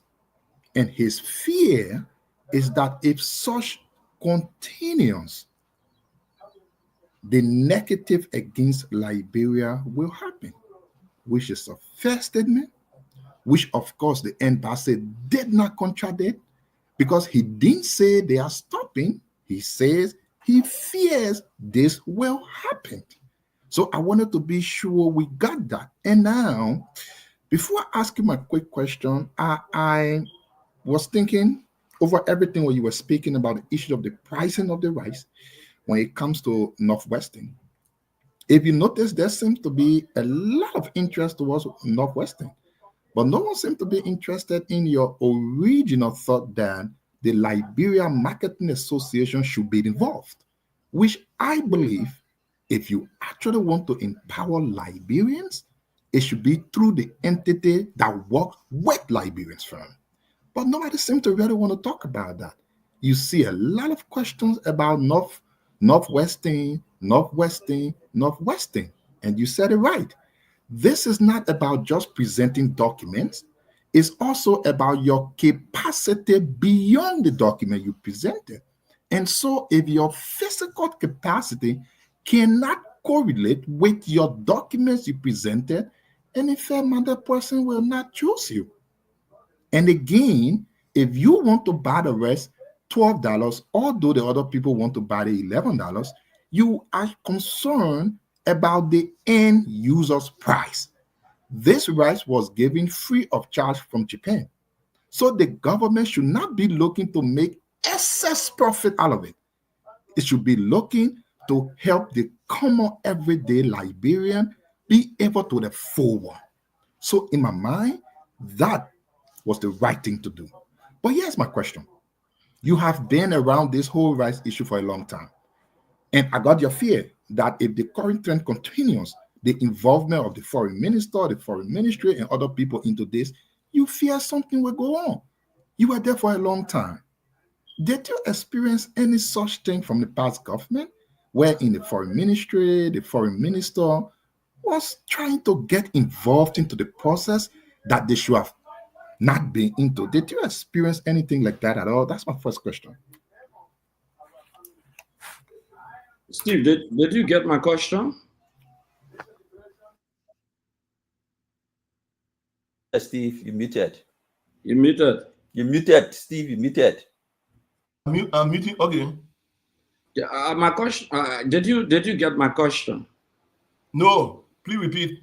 Yeah, my concern was that I'm concerned. You've been in this business for a very long time. How do you think that the government can help local importers, Liberians, to get involved into this rice business, to make the process competitive? I know you spoke about the Liberian Marketing Association because they actually have the capacity to sell the rice. They got a market just all across the country. I think predicated upon that, that's why you made a suggestion as opposed to Northwest. Territorial Liberian Marketing Association, maybe in 4 or 5 months, they can sell the rice, okay, across the country because they have anyway affect the ordinary Liberian marketers. Okay, but beyond that, what would be your kind of suggestion to the Liberian government to ensure that Liberians are involved into this competitive rice selling process or importation? Let me just use the right word, rice importation. What is your suggestion? You've been in the business for long. Yeah, Honorable Green. Yeah. If you ask anybody around, you know, I'm the founding member of the Liberia Retail Association. I was a station manager for Mobile. We used to run behind gas selling people, rice people, and cement people. We help to stabilize the market.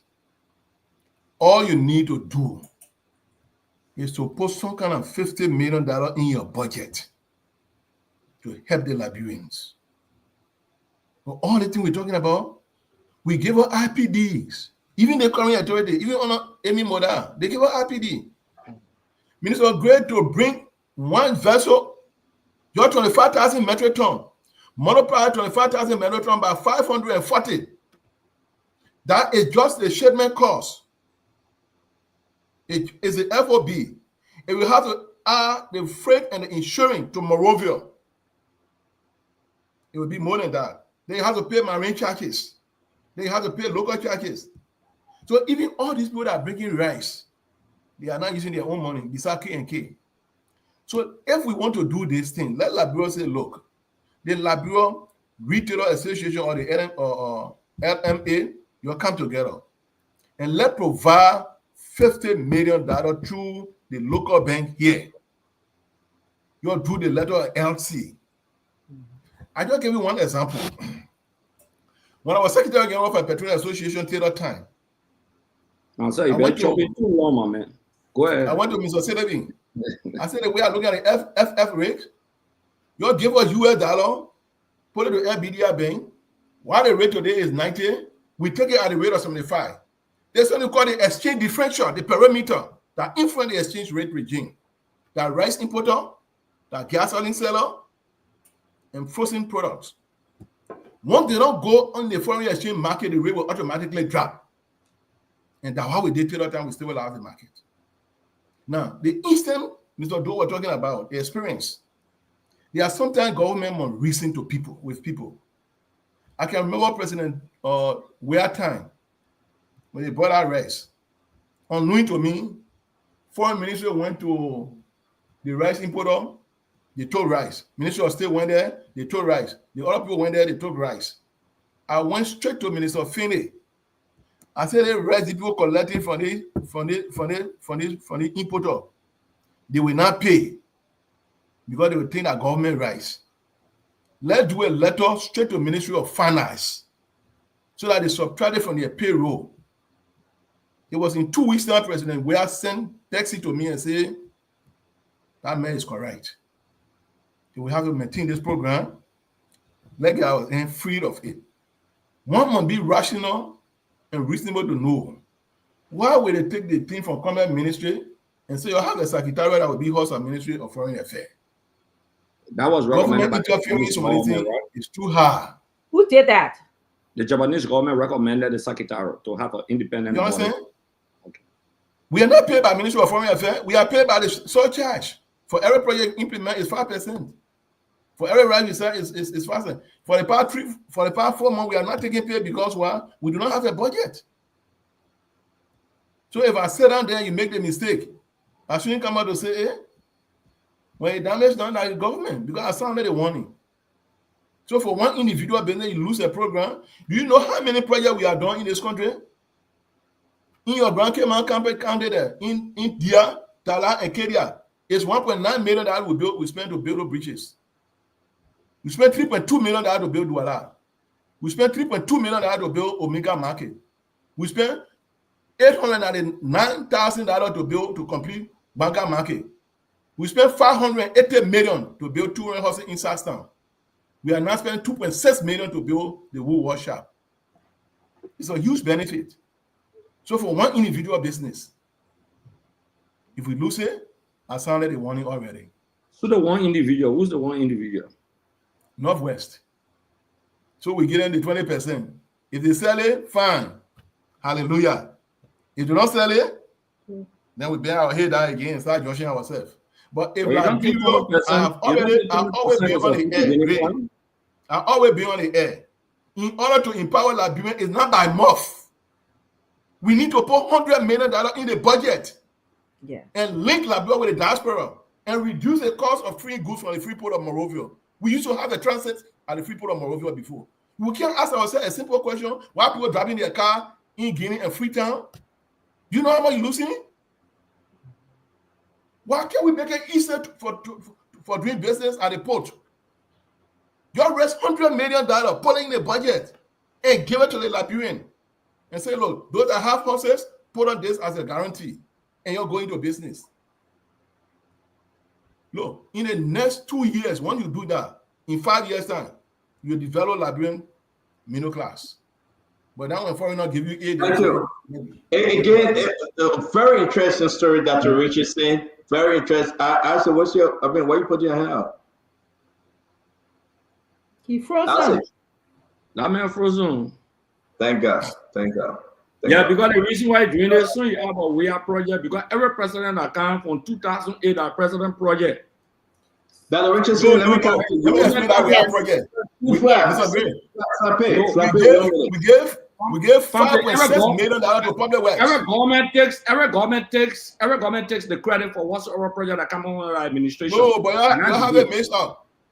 Now, Ellie put credit for the project. He said, answer you. Honorable Greg, please wait. Go ahead. We gave 2012. We approved of $5.6 million to Ministry of Public Works. We call it Community Infrastructure Development Project. It was that project they started to open the alley from ERW Junction to Marshall. In 2012? Yeah.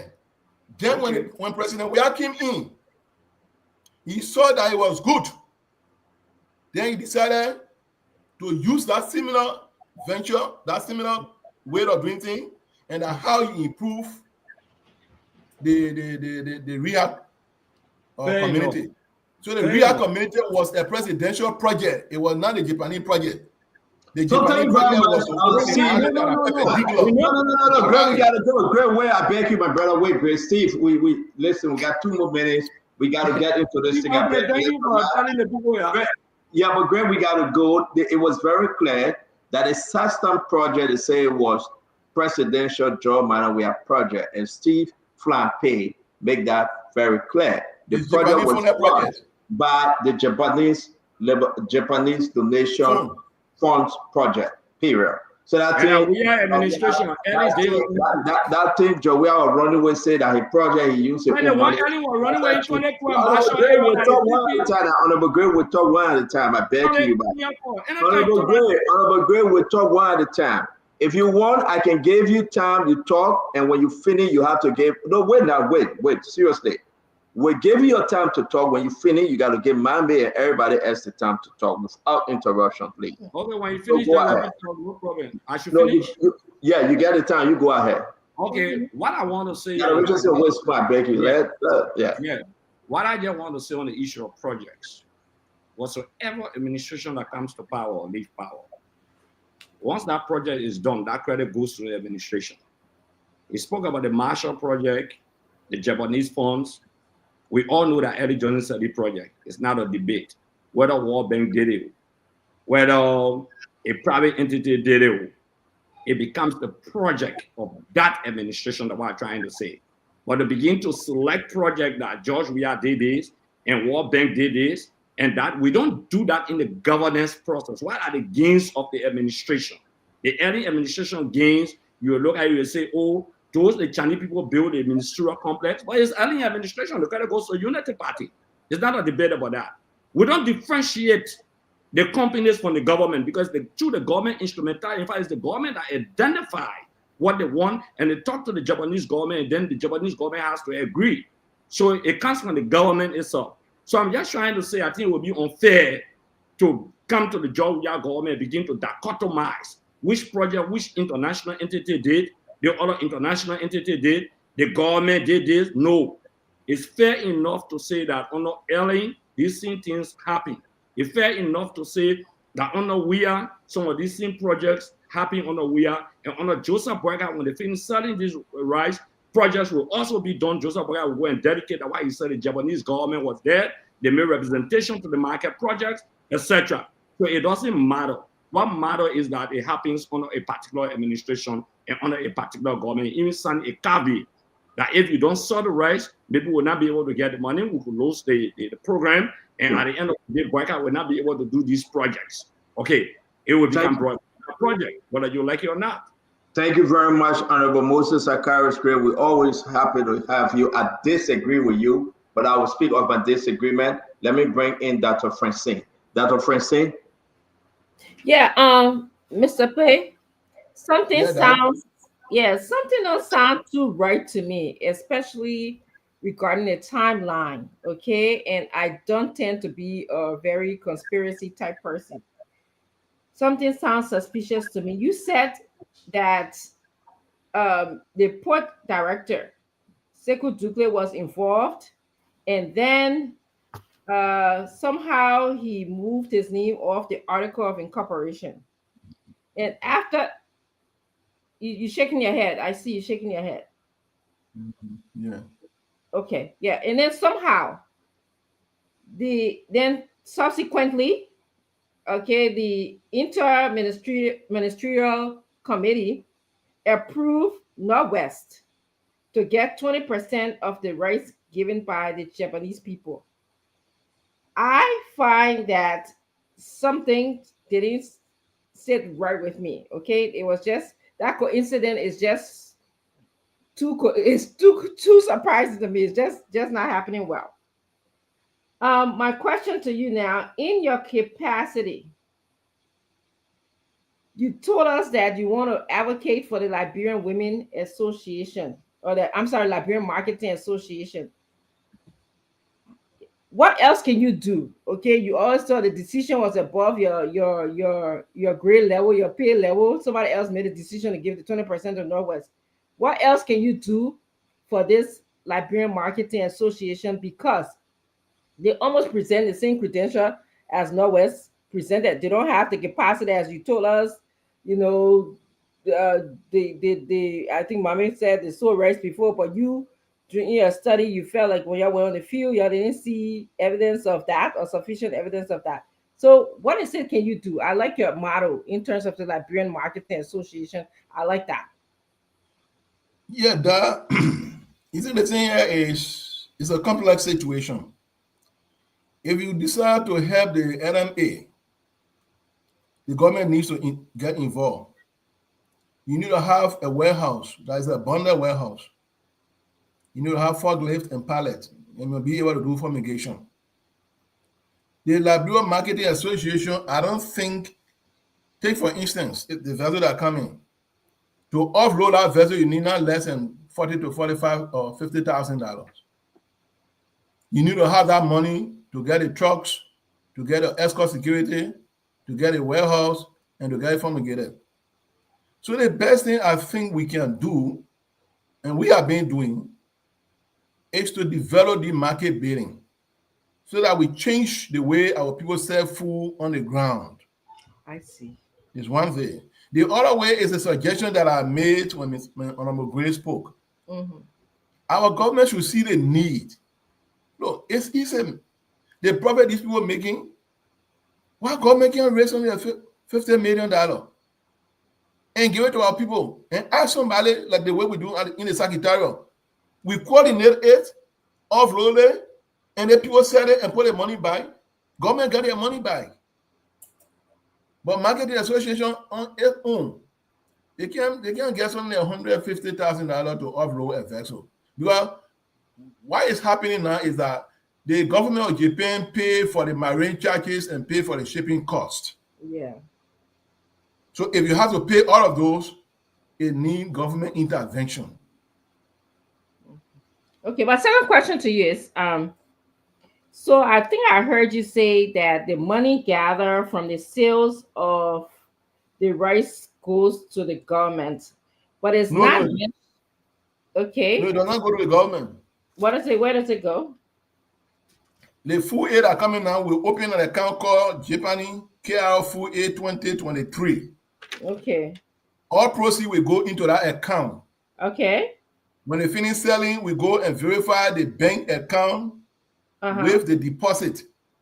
And then we send a bank statement to the embassy of Japan. Government will then develop a project proposal for the utilization of the fund. That's how it goes. Do you think that's a good financial practice? That this is not capturing our budget. That's my point I'm trying to get to. You mentioned to us that this whole financial process that occurs, okay, that it does not go into our the budget that we have at all. No, I said the project that you request for funding from the government of Japan should not be project that honor your national budget. It should not be? It should be economic recovery projects. Hello, I'm doing well. It should be economic recovery projects, not project that you already have in your national budget. I said you lied. Mute yourself. I said you lied. Oh no, sorry. I said, can you mute yourself? Hold on 1 minute. Hello? Yeah. I said, how can you be live? You be talking to. Sorry. Richardson, thank you. Like, hey, God, you forgive us. So, Mr. Faye, did he answer? Richardson, I said microphone open. But you were not leaving a mentor and you will still go to that story. No, but he told you another Spanish woman. But anyway, let's go ahead. Richardson. Yes. Richardson. Yes. I can remember Honor President Salif's second term. Yes. We sent 5 proposals. Uh-huh. And one of those proposals have to do with rubber fee. Uh-huh. Yeah, in response, they said it's something that they feel that government should have in their budget, so they will not fund it. It should be project that impact the ordinary people, so that the market project, that the housing project in Southtown, that the wool workshop is impact the people. The reason why I'm standing there alarm here is when government get involved into some of the things, some are ministers, some are deputy ministers, as ordinary civil servant, I can't go challenge the minister if you don't pay the money. So I can only stand there alarm that, look, if you do this, in the future, we are at risk. Thank you very much. Dr. Richardson, thank you. I hope you meet yourself. We're going to go to Bombay. Since candidate, I say you'll come on. Please, Isaac, have that conversation later. We don't want to be in any situation. Babalubo Abula Bombay. So, few things I would say. Akara said something. I wanted to just highlight that. It was George Weah who distinguished Weah project from the government project. It was not anybody. It was Weah who distinguished. You're not on mute. You know, if you're talking to me, you talking to me, Steve? Yeah, I try to get you on the. Oh no, I was saying it was George Weah and his people who distinguished the government project from Weah project. It was not anybody who did that. It was Weah and his people who, when projects are dedicated, you say Weah project. When they build the houses in Southtown, they call it Weah project. It was you who just revealed to us that it was a Japanese project. And when you went there, you even made the case that where you're not putting the sample up to show that it is for Japan. You made that case when you went there. So nobody said we're distinguishing projects. It was Weah who he and his own people had Weah project and government project. Nobody had Ellen project in Liberia. Nobody had Charles Taylor project in Liberia. Nobody had Samuel Doe project in Liberia. Nobody had Julie Bryant project in Liberia. It was George Weah administration who started seeing Weah project from government project. Just wanted to pull that out. Back to the rest issue, Steve. You did a good job trying to justify why Nobody can buy rice $12.50, sell it, and make a profit. And that is the story.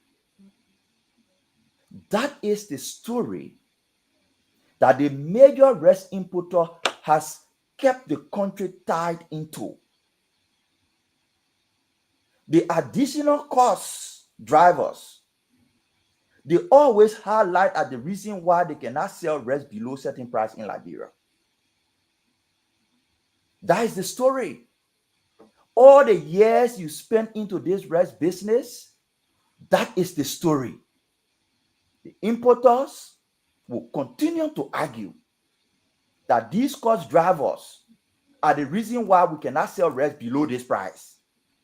Every time government want them to make adjustments, they will argue, no, cost of transportation is this, cost of warehousing is this, cost of offloading is this, cost of this. So they will create all the justifications on a cost drivers on why they cannot sell rice below certain price.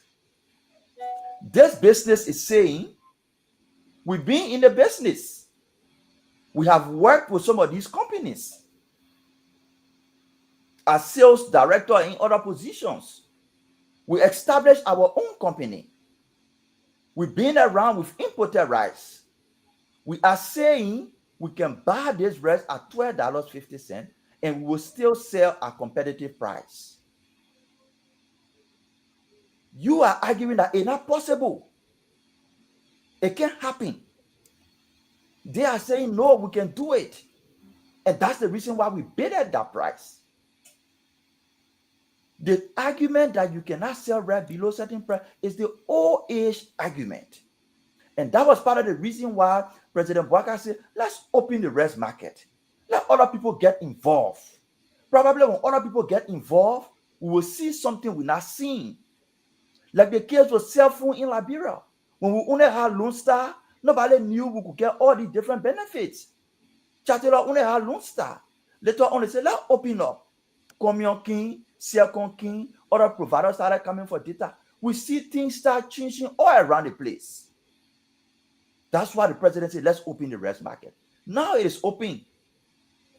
And somebody is saying, I can buy it $12 and I can be able to sell at competitive price. And your argument is, it is not possible.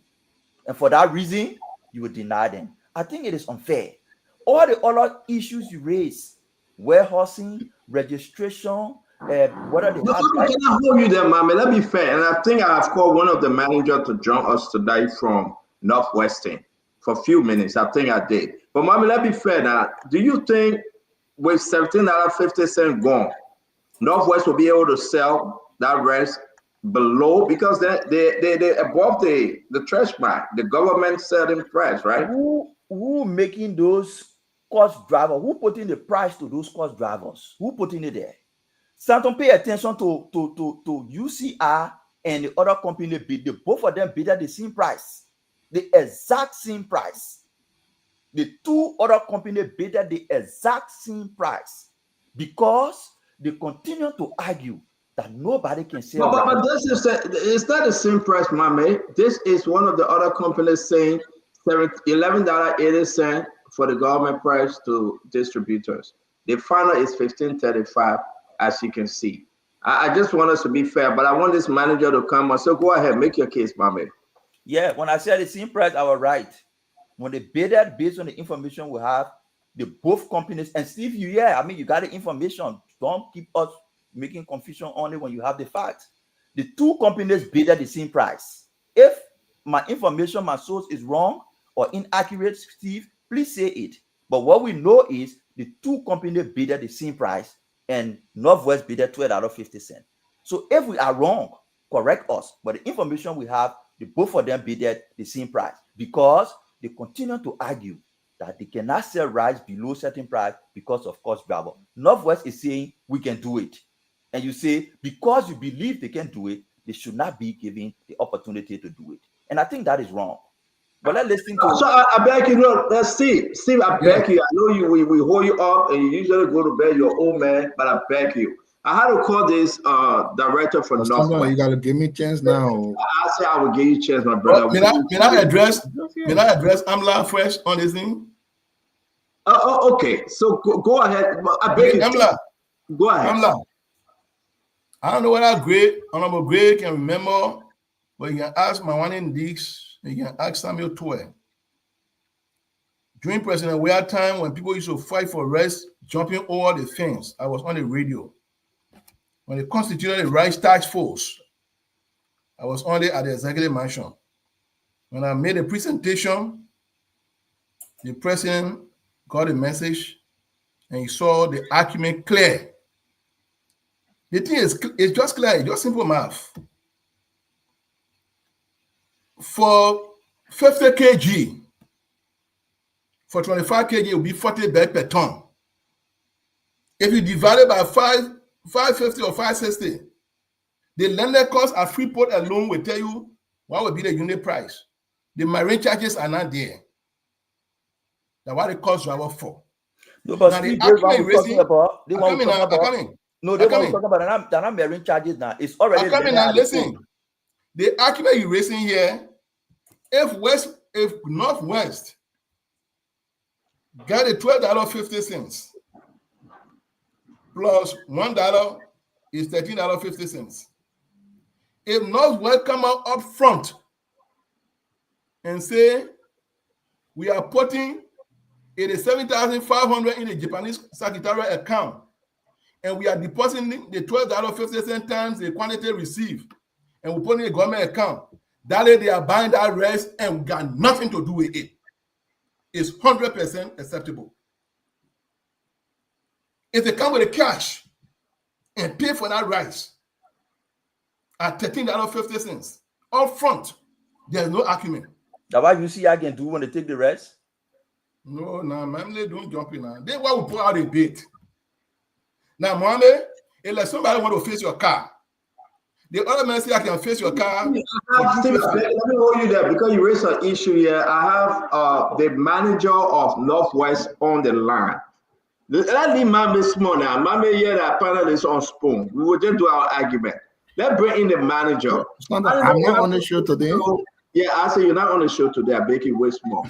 Manager of Northwest. Because everybody asking, I just hear you just passing. I say when we call you, you are talking to the other girl on the phone and your microphone was off. So don't let her go there. Manager, welcome to the show. It's always, again, thank you very much for joining us. Your name, sir, your full name. I really don't want to call you manager. Okay, I'm not a manager. I'm a finance manager. Finance manager, okay, good. Amara Tukli. My name is Amara Tukli. Good. Thank you very much. And you're the finance manager for Northwest, correct? Yes. Okay. You listen to Mr. Steve Flampe. Is there anything you think he's contradicting here? Can you talk to us about this negotiation? Yes, there are so much contradiction. In fact, I think 2 days ago, I didn't mention, but a lot of people told me. I beg you, Amara, can you wake up if you're sleeping and talk into the phone, please? I beg you. Okay, and few days ago, he was on the radio, and he has come to believe that because of our non-action, he could go on the campaign to keep lying to the Liberian people. When we did a bid, and we went to the day of the bid opening, that very day we realized we have some bigger exchanges with them. Because on that very day, the biases was at play. First of all, when they did the submission of the document, all the document required, they realized that our opponent did not even have them. So what they did, the number of documents requested, they cut the number down. Few to very few. And even during the inspection, because the documents submitted from Northwest and the other two contenders, as the open one, they say, oh, this person has this. One of the areas we raised contention was that the people, they say you have to have an international agreement with an international supplier. And one of the requirements is. So Mr. C took on ensuring document and presented that was the document for one of the bidders. With the CNI, and we said, oh, let's see. That's when we got to see that document. It was not a proper document. Even the bill submitted by the people, because if you submit a bill to the government ministry, they were not signed. And when I said, oh, since the representatives are here, it's okay. You know, you get a letter of application for a job. If you went for the job and you didn't sign, in fact, automatically on our video base, you have been rejected.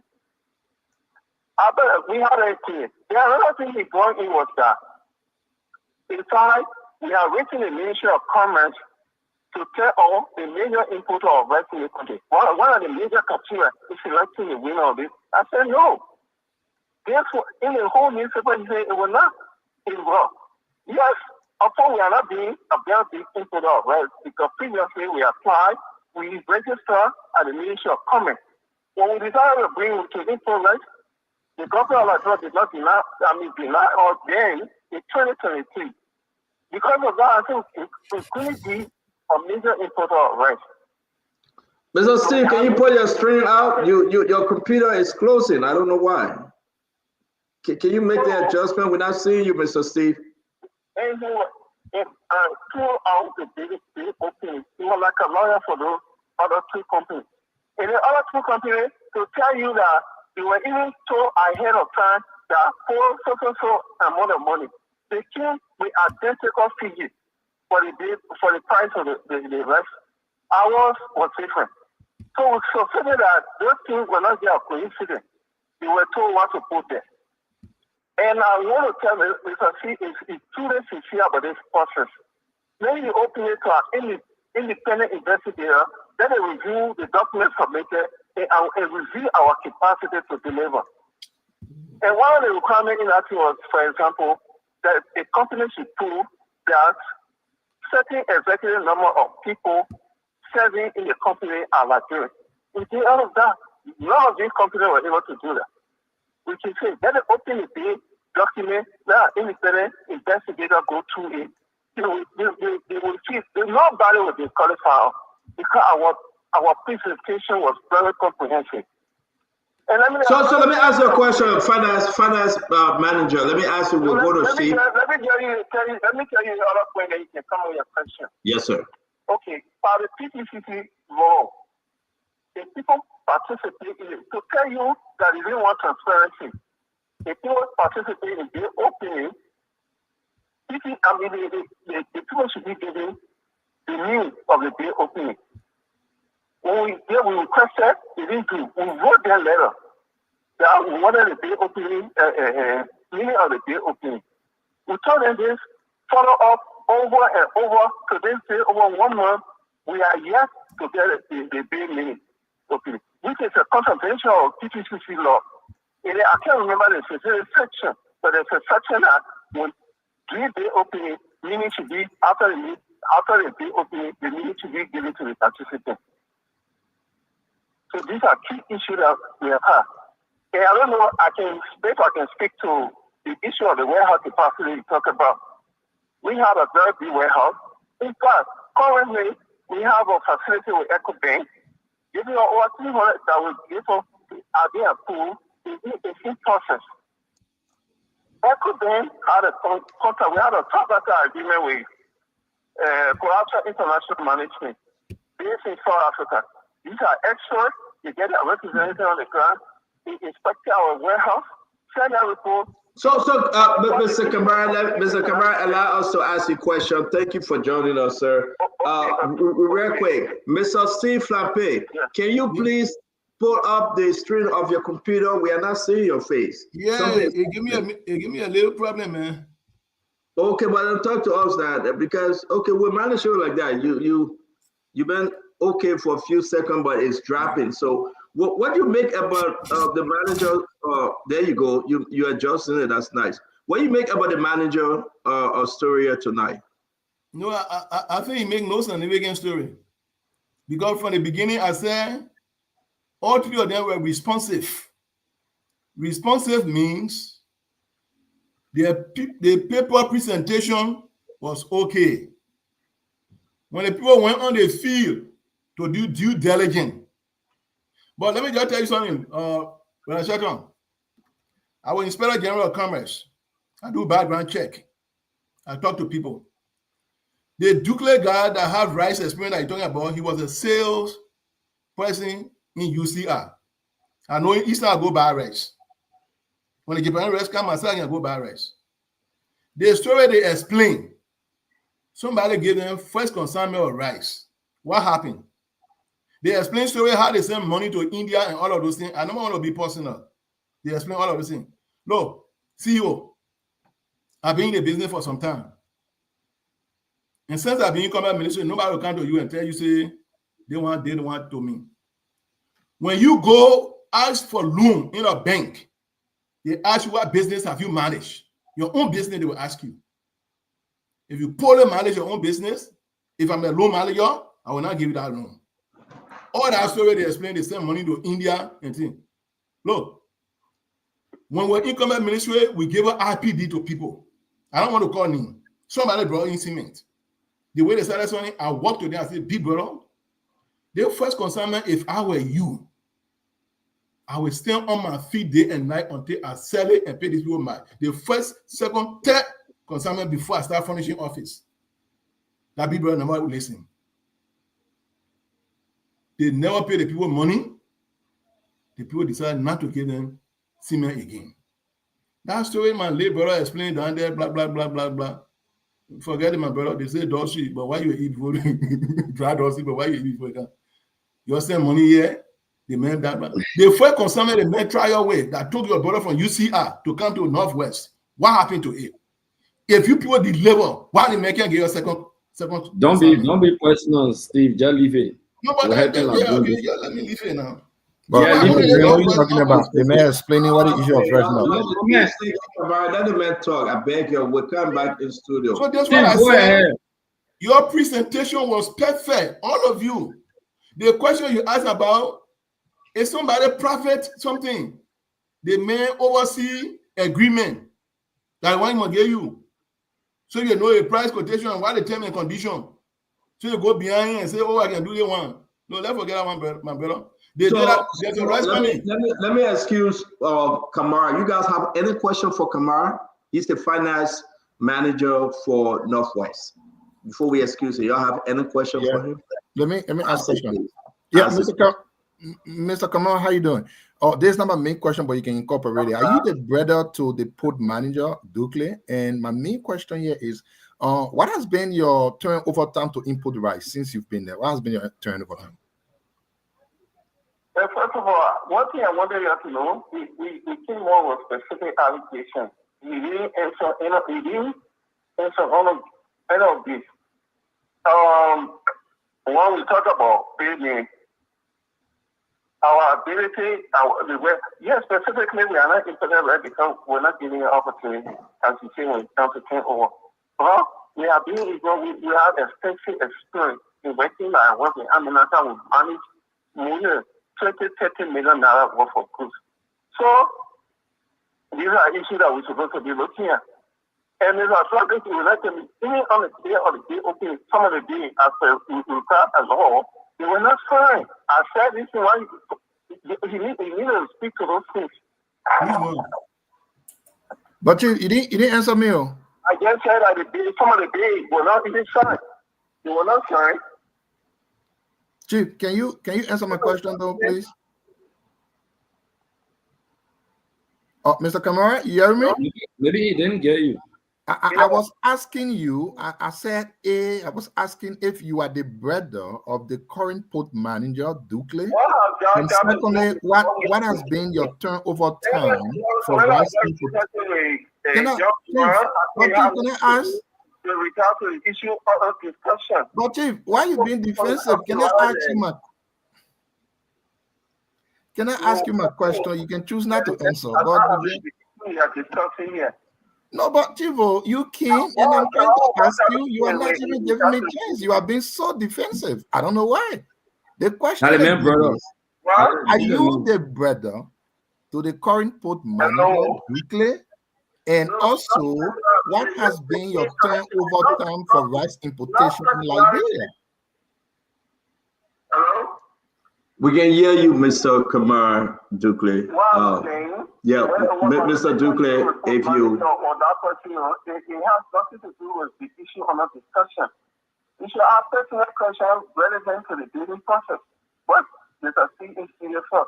Not whether I got a relationship with You John got Paul. plenty of things to do. Is that a filthy question? Yeah, see you. Thank you. But see you. Let me continue now. But hold on, that you're feeling like give other people a chance to ask Mr. Kamara. We'll come back to you. I want to go great. Yeah. Kamara. Yeah, I really wanted to ask Mr. Kamara a simple question. I know that Dukley is his brother. Yeah. It's not something to run away from. Okay. But Mr. Dukley, his name is Dukley actually. Not Jack Kamara, but his last name is Dukley. The guy who on the phone, the last name is Dukley. Okay. Mr. Dukley, my question to you is that have you imported rice into Liberia, and what was the sale of them? Also, we are imported rice into the country. It was not a very big quantity. Our first try. Now we are in the process of bringing more rice into the country. So you imported rice once? When? We were talking about relevant experience. We were able to present our CV every year we work, our level experience. Those companies you're talking about, the UCR, Futa, they didn't have any relevant experience to this. No, my question is when you imported the rice, you say you had an. I mean, I support Liberian businesses, don't get me wrong. I'm very clear with that. Hello? My question is. Can you hear him? Kamara, can you hear him? Yeah, I was there. Let me go ahead. Okay. Go ahead. Yeah, Mr. Dukley, my question here is that when you imported the rice, I'm a supporter of Liberian importers. Whether Dukley is your brother or not, for me, it doesn't matter. I know he's your brother. 2024. Okay, Mr. Dukley, that's all my question to you. Thank you very much. Mommy, you want to add? Before you close, I would like to close on this. Hold on 1 minute, Kamara. Hold on 1 minute. Mommy, you got a question? I get two questions, one into two. The quick question is, they say you don't have warehouse at the Freeport. Your warehouse is way somewhere in Broadville or Iron Factory, somewhere way in Virginia. That's a blatant lie. Hold on 1 minute, Kamara. Kamara, hold on 1 minute. Let him finish his question, please. Kamara, listen. Kamara, listen. I beg you. Let him finish the question, please. You see, Go ahead, every time we try to create conditions for Liberian businesses to not thrive, they say you don't have warehouse in Monrovia. Your warehouse is way on Poor River Road. That's the first argument. The second one I want you to clarify. You said during the bidding process, the document from one of the competitors was not signed. The other document that was presented by Mr. Flampy was an insurance document and not the required document. An agreement, yeah. Can you speak to both of that? The unsigned document and the insurance document that were presented, and the issue about your warehouse. Okay, on the issue of the warehouse, you say we don't have a blatant line. We had a warehouse at the port. We had the lease agreement, everything. We rented a port for a company called Harmony. They were also involved in right importation. This warehouse had the capacity to accommodate more than 700,000 bags of rice. You know what I'm saying? So we got the one they're referring to. We get other outlets beside the major warehouse that we had in the port. We got every one of them. We have an access part to the port because we have a warehouse in there. In fact, it's like tonight I don't have access to this document. An international company that was hired by EcoBank to go and sell our warehouse capacity. The way they did it, our equipment, everything intact. They gave being like, this is a company based in South Africa. They call it Collateral International Management. When it comes to due diligence, those people they are far more effective when it comes to what the team is foreign ministry saying. They are very much diligent when it comes to those things. They least detail. They are very detail oriented. They went there to the port. We got a huge warehouse in the port. We also got a warehouse to buy the factory. That is an outlet that we intend to, we had a consignment with Solid. We also have towards Pearl River, as they said, we also have another warehouse in our direction. So to say that we don't have a warehouse, it's a later if someone is interested, they can send someone tomorrow to verify for themselves. The only issue of the document, as I said, the document, one of the data documents was not signed, and Mr. CC accepted our document. He presented an insurance company pretending that our document, because he said we're not going to look at it, pretending that this document was an agreement between an international supplier and the bidder. But when we looked, there was an insurance document. It was not an agreement between. So this is what it is. And certainly any of these bidding process, we ask them for the meeting. Why are they not giving all the meeting? And the law says, some section of PPCC law say that after the bidding process is completed, bidders are entitled to the meeting. We are yet together. We send an email, we send a letter, we have called them. Up to that, they keep giving a lot of excuses. And another thing I really want government to investigate the right issue. Because number one, those companies will know their history. Some of them use this particular money as kind of capital. They succeed, know about it. Some of them, the time period they're supposed to pay, it goes on at 3-4 years. They can't pay that money. We know all about it. I can tell you, if you investigate it, you will know. It's true. I'm telling you the truth. If you investigate, and if you look at our bidding process, the preparation we're making for the arrival of the vessel, the time period of the vessel, we discharge the product, the time period we will take to sell, the payment. Thank you very much. Thank you very much. I think Kamara, thank you. Kamara, hold on 1 minute. Kamara, hold on 1 minute. I think we will take that offer to go and send the camera guys then to inspect, because the argument here, you have a port, but the port you have, but hold on, Kamara, hold on, I'm backing you. I'm the last, then we got to go to 690 here. We have a port, that's what you are saying, but the port you have cannot, store the quality of rice, and that's Mr. Flampe argument. And we got to prove people wrong here. So I listened to you, the warehouse and battery factory, the one in the port. Now we're done. You're going to get your 20%. Your 20% is 800 and something, I believe, if I'm correct, or maybe 17,500. 17,500. Yeah, 17,500 becquerels. That's your 20%. Are you going to pay cash, or is this the amount? Will it be in LC, or will it be as a credit that when you sell you pay? Can you tell the Liberian people how are you going to pay back on this rice? Because we are not seeing a contract.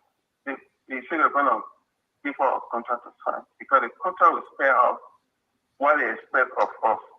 But for the initial, we are not seeing any formal contract that between us. They told us that they're going to pay us 20%. And so we understand. My question remains: when you are putting in for the rest at the rate of $12.50, were you saying to them that, listen, we get cash here, to pay you? No. The normal procedure is they give you the rice, you sell, and they give you a time period. Within, for example, 4 months. They say 4 months time, you should be able to sell. Okay, I understand that. So will you be selling the rice with as per the government standard? $16.50, $16.75, or will you go above that amount? No, this one is different. The one because the government standard does not actually apply. This is an exceptional situation to what we're talking about. The other the government standard is 16 hours and the percent, but this rice it's not the same quality as the. So how much will you sell it? How much are you going to sell this rice? Okay, here our bidding document. Because we did the cost analysis, the purchase price, the other activity, transportation costs, everything we factor into to give our cost. And then we say that in order for us to make a margin on this transaction, we need to sell at 16.50 So you will be selling the rest, $15.50 a bag? 15.50. You are telling Liberians tonight that you will be setting, if you have put all the different overheads and charges, you will set each bag 50. You will set each bag $15.50. Yes, so it's just here I'm getting talking. CEO. The first 20% he took, how much you saying in CEO. Yes, sir. Look at what you have here. Yeah. You see here, concerning retailer margin. I just seen this thing. Retailer margin, they get $1.20. But I will document yet. That will document yet. Mama, we got a finance manager here. Let's ask him, Mama, I beg you. Have you seen? I don't know. I just seen it. Let's talk to Kamara. Kamara, I just put something up. The price. Okay, I can say Ducle Kamara. And I think Kamara. Why you need Ducle? Amara, let me thank you for correcting me, Amara. So they get a pricing analysis and schedule of payment. Is this from you? Yeah. Is this yours? Is from Northwest? I'm not looking at the document, but we have something like that, yes. So if this is yours, it said the government of Liberia price is $12.50. The fixed transaction cost. The amount we said, yeah.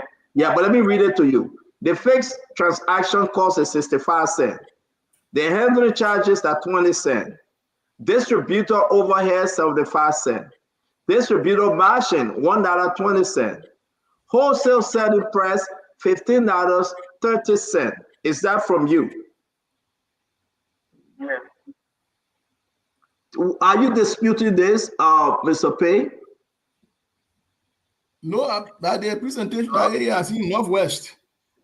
Yeah, we are saying Northwest. I'm asking you. Do you think they are reasonable and they will fall within these price guidelines? No, this where if you do due diligence, this where they will not be price competitive. Because you see here, retailer margins will be 70 cents. As per Ministry of Commerce, as I was telling you, yes, they have 120. Then distributor margins will be 75 cents. Here they have 120. So you're only looking at the 12.50.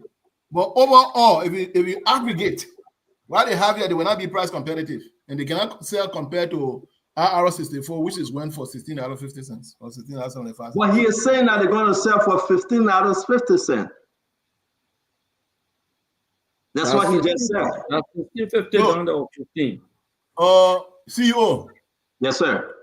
If you took the rice and you want to sell it even for $14, it is your prerogative. Correct. All we know, the GOL price that we put there, which is $11, that would be in your contract. We're not even going to put a $12.50 there. But whatever price you want to sell it, in order for you to sell it quick, that's a marketing strategy. But all we know, but in case closed. But so all the thing we went around in cycle is that they are assuring you, Steve Flempe, as executive director on this project, they are assuring the Liberian people through the Liberian government that we would take this rice for $12.50 and we'll sell it for $15.50. Try us. But you are in doubt that it won't work. Yes. But now we get the finance manager here saying we will sell it for $15.50. CEO. Yes, sir. You just said something that your camera people will go and see the warehouse. Yes, sir. They are criteria set. So let your camera people go and see the warehouse. When you are bidding, you're not bidding for the intention of getting 17,000 or getting 20%. When you are bidding for 100%. The man said the warehouse he has in the port is about 700,000. The rice that is coming is about 87,500 bags. So to do what just say, let your camera people go and view that warehouse. We want to say thank you very much, Mr. Amara Ducle. Again, I will try to. You got my number already. Call me tomorrow. Let's arrange for the guys going to bring this to life. We appreciate you. Finance Managing Director Amara Ducle for Northwest. Thank you for calling us. Okay, thank you. You're welcome, sir. You're welcome. Yes, Stanton. Yep. What you posted, we're looking at something. They say wholesale selling price set by Northwest. What you put up? They get $15.30 as opposed to $15.50. Go there. Wholesale selling price. It's up. It's up. Yeah. He said $15.50, but the paper says $15.30. Look at no, that's an error.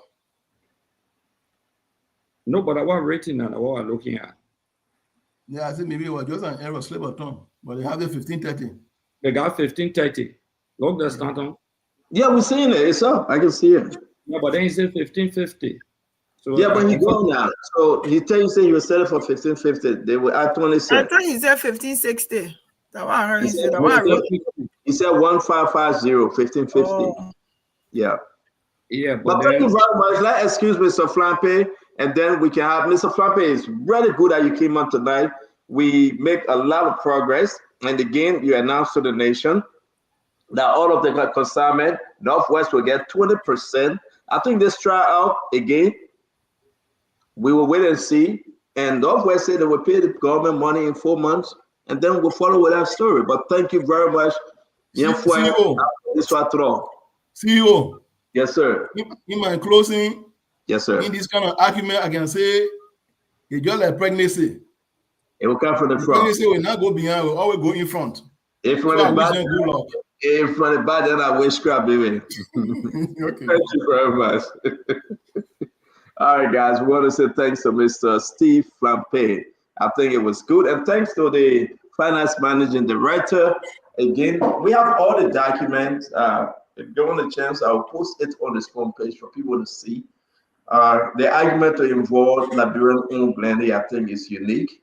But the fear, you can sense the fear and hear the fear in the voice of Mr. Steve Flampe that maybe Northwest will not pay the money back, but we'll wait and see.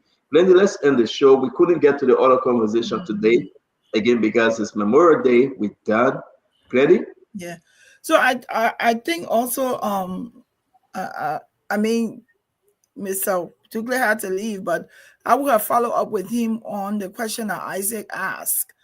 I think it was important to say whether or not, if he's full disclosure, if he's transparent, whether or not it was his brother or not. That's what I disagree my with. question would have been, if that is your brother, do you not think it's a conflict of interest? Could it not be that because he's your brother, there's an influence as to why you were able to get the 20%? For him to be on a public platform and not want to admit that that's his brother, I don't know why people do that. If you're being transparent and you're being truthful, if that's your brother, that's your brother. If he's no longer on a deal and no longer his name now on the company, no longer the fact that he cannot even admit that publicly speaks volume about all the Steve said. And I was just embarrassed that I didn't even want to ask him question again, that he couldn't admit that that was his brother and he's negating it. Oh, that's not the issue. No, that's the issue. Because then people would say, oh, okay, let's investigate. Was your brother influential in the portion that your company got? But I mean, I guess we all look at things differently, but I think that was a brilliant question that Isaac asked because people want to know. But to almost deny your brother publicly that Peter denied Christ, yeah, no. But it was good being here. Who's the other guy that denied his brother from the finance ministry side? I don't know, Bill Michael Jones when he came. I will ask your brother, and couldn't answer. Peter denied Christ, so everybody denied somebody. Yeah, but I think he's related to Sekou Tukle. If I were in his position, I would admit it without fear. Yes. Yeah, we move on. Sekou, we have the information that he gave up his share. It's very clear. It's on the document, and Steve Flampe says so, that he gave up his share. Now, we can say what we want to say to say, well, that was a lie, but it's on document. And I can put the document up that he gave up his share. Let me go to you, Mame. Let's close the show. It's always good. We're so happy that we had a discussion today. The commissioner from Lofa County wanted to speak into the Julius Selly issue. We'll try to bring him on tomorrow. The commissioner is very adamant that Julius Selly stole the money. He ate the money. Those allegations are big, and those allegations will bring him on tomorrow to speak to it. Mame. So I know Northwest. It comes back to, it was good that Steve came on the show. He explains how we fight to ensure that Liberian businesses do not survive. We create all the justifications, even if they do not exist, to make an argument that Liberian business is not qualified. We can go do all the research, manufacture stories, just to make argument that Liberian businesses are not qualified. Liberia, why you call them marketing association, is not a business. It's not a business. It's a mass-based organization that provides leadership for businesses. It's not a business. It's not. The requirement for importing and selling and distributing rice in Liberia is spelled out. It's for businesses. It's not for associations. But you can recommend that they should give rights to an association that is not a business, but you don't want to give it to a business that have bidded more than its competitor. So can I catch you right there? Liberia Marketing Association is a business, but maybe it's not the kind of business. This is not what they do. Is that what you are saying? Liberia Marketing, they operate that business. Liberia Marketing Association is an association of Liberian businesses. They provide leadership for them. The associates are coming on a different category now. Yes. So they get rice business, they get cassava. You can say they are not a business, right? They are not registered as a business. The association Stanton is not registered as a business. Okay. The members of the association are business entities. The association itself is not a business entity, but the members of the association are business entities. Let's clarify that. But back to the issue. Northwest is making an argument officially and saying, as per the PPCC requirements, give all the meanings of the bidding process. 1 month plus, letters, emails, no response. The reason Northwest is doing it because Northwest is sure of its capacity and what it bidded for.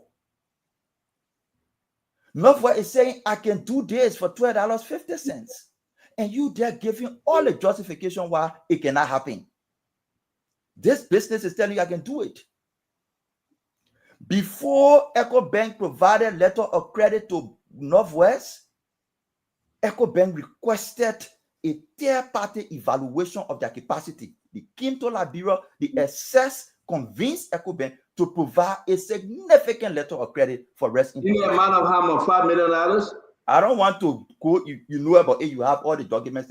Those are strategic business information. You don't want $5 million. Why you can say? Why you say you want to go there? No, I mean, I would not say it, but so mommy working with Northwest, so you get share in the company because then Northwest what you want to do that serious defense you own here. I guess share in the company. That one I know you gotta have interest in Northwest because the way you're not panelist now, you are Northwest representative. Yes. So how does that remove? How does your question, Glendy?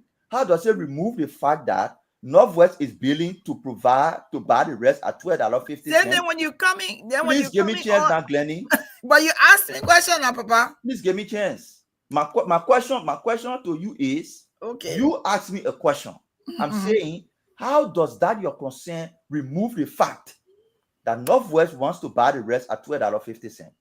And it's telling you, Glendy, I can also say that you're working for UCR. No, I'm asking you. No, you asked me a question. Let me ask you. If you coming as a representative of Northwest, then come as that. Then we know how to ask you a question. But you as a panel, maybe I missed that part because I came late. But you as a panelist now, taking this whole Northwest thing and putting on your head, I mean, you're not neutral anymore. You are representing this company. So let's ask you question as a part of the company. Then that's fair game. But not letting again, now you're talking, you're defending them, and there's nothing wrong with that. Absolutely nothing wrong with you being a part of the company. I mean, we applaud you if you are, but come as that so we know how to ask the question. Then So we didn't all need to the call Mr. Duple. We could just ask you directly. so all the defense you put off for UCR and the I ain't put no defense. defense. I know nobody from UCR. Nobody I know. I just asked my question. Oh, okay. So Yeah, now give me but chance. Stanton, let's close now. I Yeah, think Stanton, this let me close now. okay. Jenny. Northwest has presented a bid to buy the rest at $12.50. Northwest has disproved that it doesn't have the capacity. They have the warehouse, they have the financing instrument that are being established. They have warehouse in Monrovia, they have warehouse outside Monrovia. They have the distribution network. Steve's statement that they have not imported rest before is wrong. They have imported rest and sold it. You don't do that only because you want to make a case that a Liberian company is not qualified. What is about selling rest that have brought all the way to the air, to the port, and deliver? What is difficult in Liberian companies selling it? That you're providing all the justification that only UCR or what the other people need can sell the rice. Since 2009, all the rest coming is being sold by these two companies. That's the reason why both of them bidded the same amount, $8.50. Because they want to make the case that nobody can buy rest $12. Nobody can buy Japanese rest $12.50 and make profit. And Northwest is saying we can do it. And your only argument is you are a Liberian company, you small. It's wrong. Judge the company on the basis of its record, of its service. The company have asked you, open this thing up to investigation. Show us the meanings. Let's investigate. Because Northwest is show of its financial capabilities, show of its experience, and show of its technical capability to sell the rice, buy it at $12.50, sell it, and make small margin on it to be able to grow as a Liberian rest, to support the president's agenda of getting more Liberian into the sea of rice.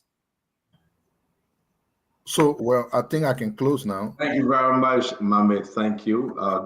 Go ahead, Isaac, do your Yes, closing. thank you. So, my own senior partisan ally, this is the first time I will publicly disagree with you on the radio by stating that Ducle being the brother of the port manager does not matter. It matters. Number great. Think about Nathaniel Mangill being the port manager and his brother is running a company that the government is pushing to give rights to. Think about Samuel Twe being port manager and his brother is running a company as finance minister that CDC government is pushing to give rights to. What will you be saying? Let me remind you. You remember Kelvin? Kelvin was not the brother of Mangill. You remember Kelvin? Mangill was never a part of Kelvin's company ever. United Party posts are corruption. Oh, today it does not matter. I don't agree. Oh, no, I disagree with you. It matters. These are the stealings that happen in government that you know about. You have Ducle who had a company before. He said he moved there. He put his brother there. Then he pressuring government to get his company rights. Then you say it does not matter. Oh, I'm sorry, it does. It does. That is a, listen, there was an accusation before on Bill Torrey where they say he used his brother to get a company and then this. Oh, now it changed now? Chief, I'm begging you, I differ with you. This has every semblance of corruption and bad governance. It does. Why is the government forcing the people to give Northwestern 20%? If they don't qualify, they qualify. If they qualify, they qualify. Why are they forcing Northwestern to get 20%. What interest? Listen on the show. Liberia get 5.something million people. There are plenty of other companies there, but the only company that somehow that is so of interest, the real interest is Northwestern. Northwestern gets certain demon in it that it must get rest to say, oh, I disagree with you. It is and has semblance of corruption. People come here and defend bad. And listen, when technical people are doing their work, they don't come and say, oh, the company said they can do it. Then you say they can't do it. That's not how people come up with price analysis. No. There are elements and factors that determine in the future. If you're doing business analysis today to see the going concern of the business, and you come out to say this business may likely not survive in 20 years, it does not mean it will survive. No. There are trends and events you follow as a technical person. Not when you ignorant, you come and just say, oh, I can play football. Then they put you on the field, you can't even kick. No, that's not it. I agree with Stephen. If the company does not have the capacity to deliver, I ask a very important question. What has been your turnover time for rice importation in the country? He couldn't answer it. You know why? They needed to sell this rice within 4 months. So we can access their capacity to be able to sell the rice with its connection across the country in 4 months. And listen, the government will be giving the rice, not receiving money upfront. So it is left with you to sell the rice and pay the government. Why if the government gave you the rice today and tomorrow you don't sell it? Then you can say, oh, the people say they can sell it, but we believe that all of us want Liberian businesses to partake the fair way and the right way, not from a stealing perspective. Of course, this has a lot of semblance of roguish attitude. It does. And I will go to the next one very quickly here. I know. We gotta go. You see, let me enjoy myself. Please. No, we gotta go now. Enjoy myself. Since Glenny, you agree, I know I know time. You just call I gave my time to you. I said, thank you. I gave my 2 minutes. I don't have time. Allow me to I have time. I give it to you. What you always do to me.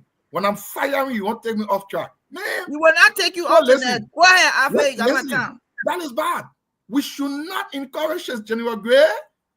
Tomorrow, citizen government will come in power, some other government, the minister of someone will take a name for a company, and then they will be pressuring people to give that company selling contract. We should not encourage it. That is roguish attitude, sir.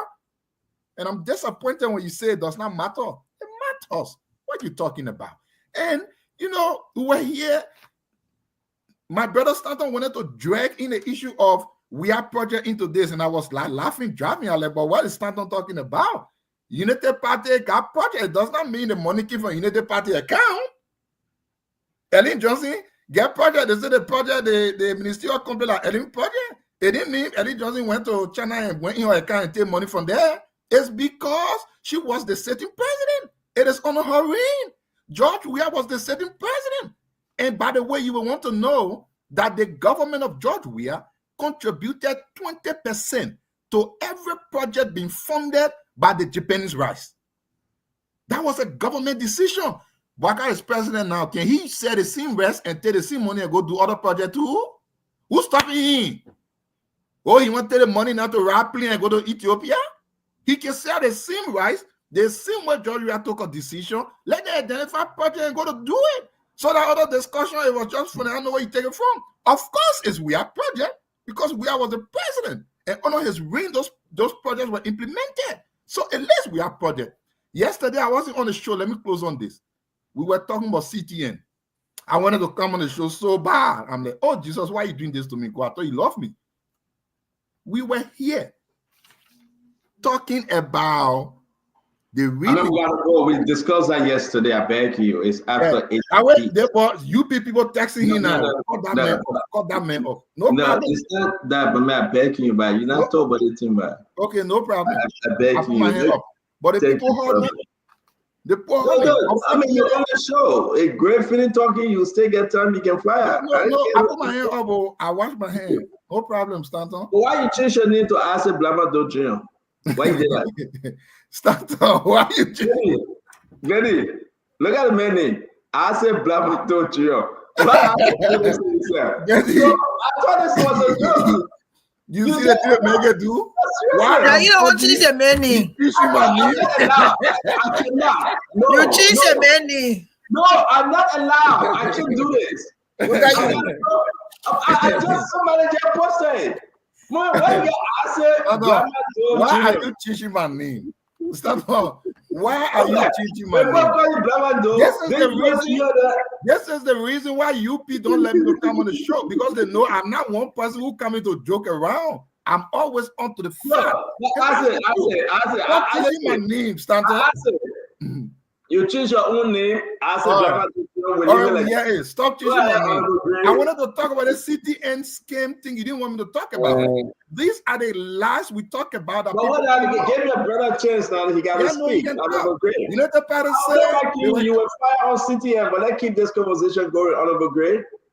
The reason why I just relax and I look at and say, and the rest of the people, it's difficult for me to change my stance, if not impossible.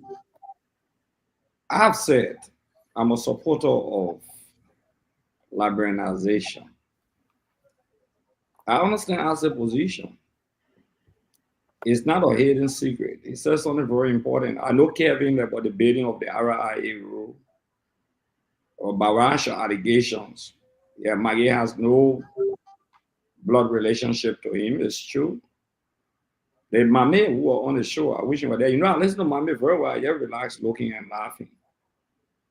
Sometimes when you're pointing one finger, the rest of the fingers coming back to you. Just one. The rest coming back to you. A situation Mame finds himself in today. And the Unity Party finds itself in that situation. Liberia is a small society. People are interrelated. Okay? Dukley registered that company or that institution in 2023 under the CDC-led administration. It shows our transparency. It shows our willingness to encourage Liberian businesses. The company was registered under our administration.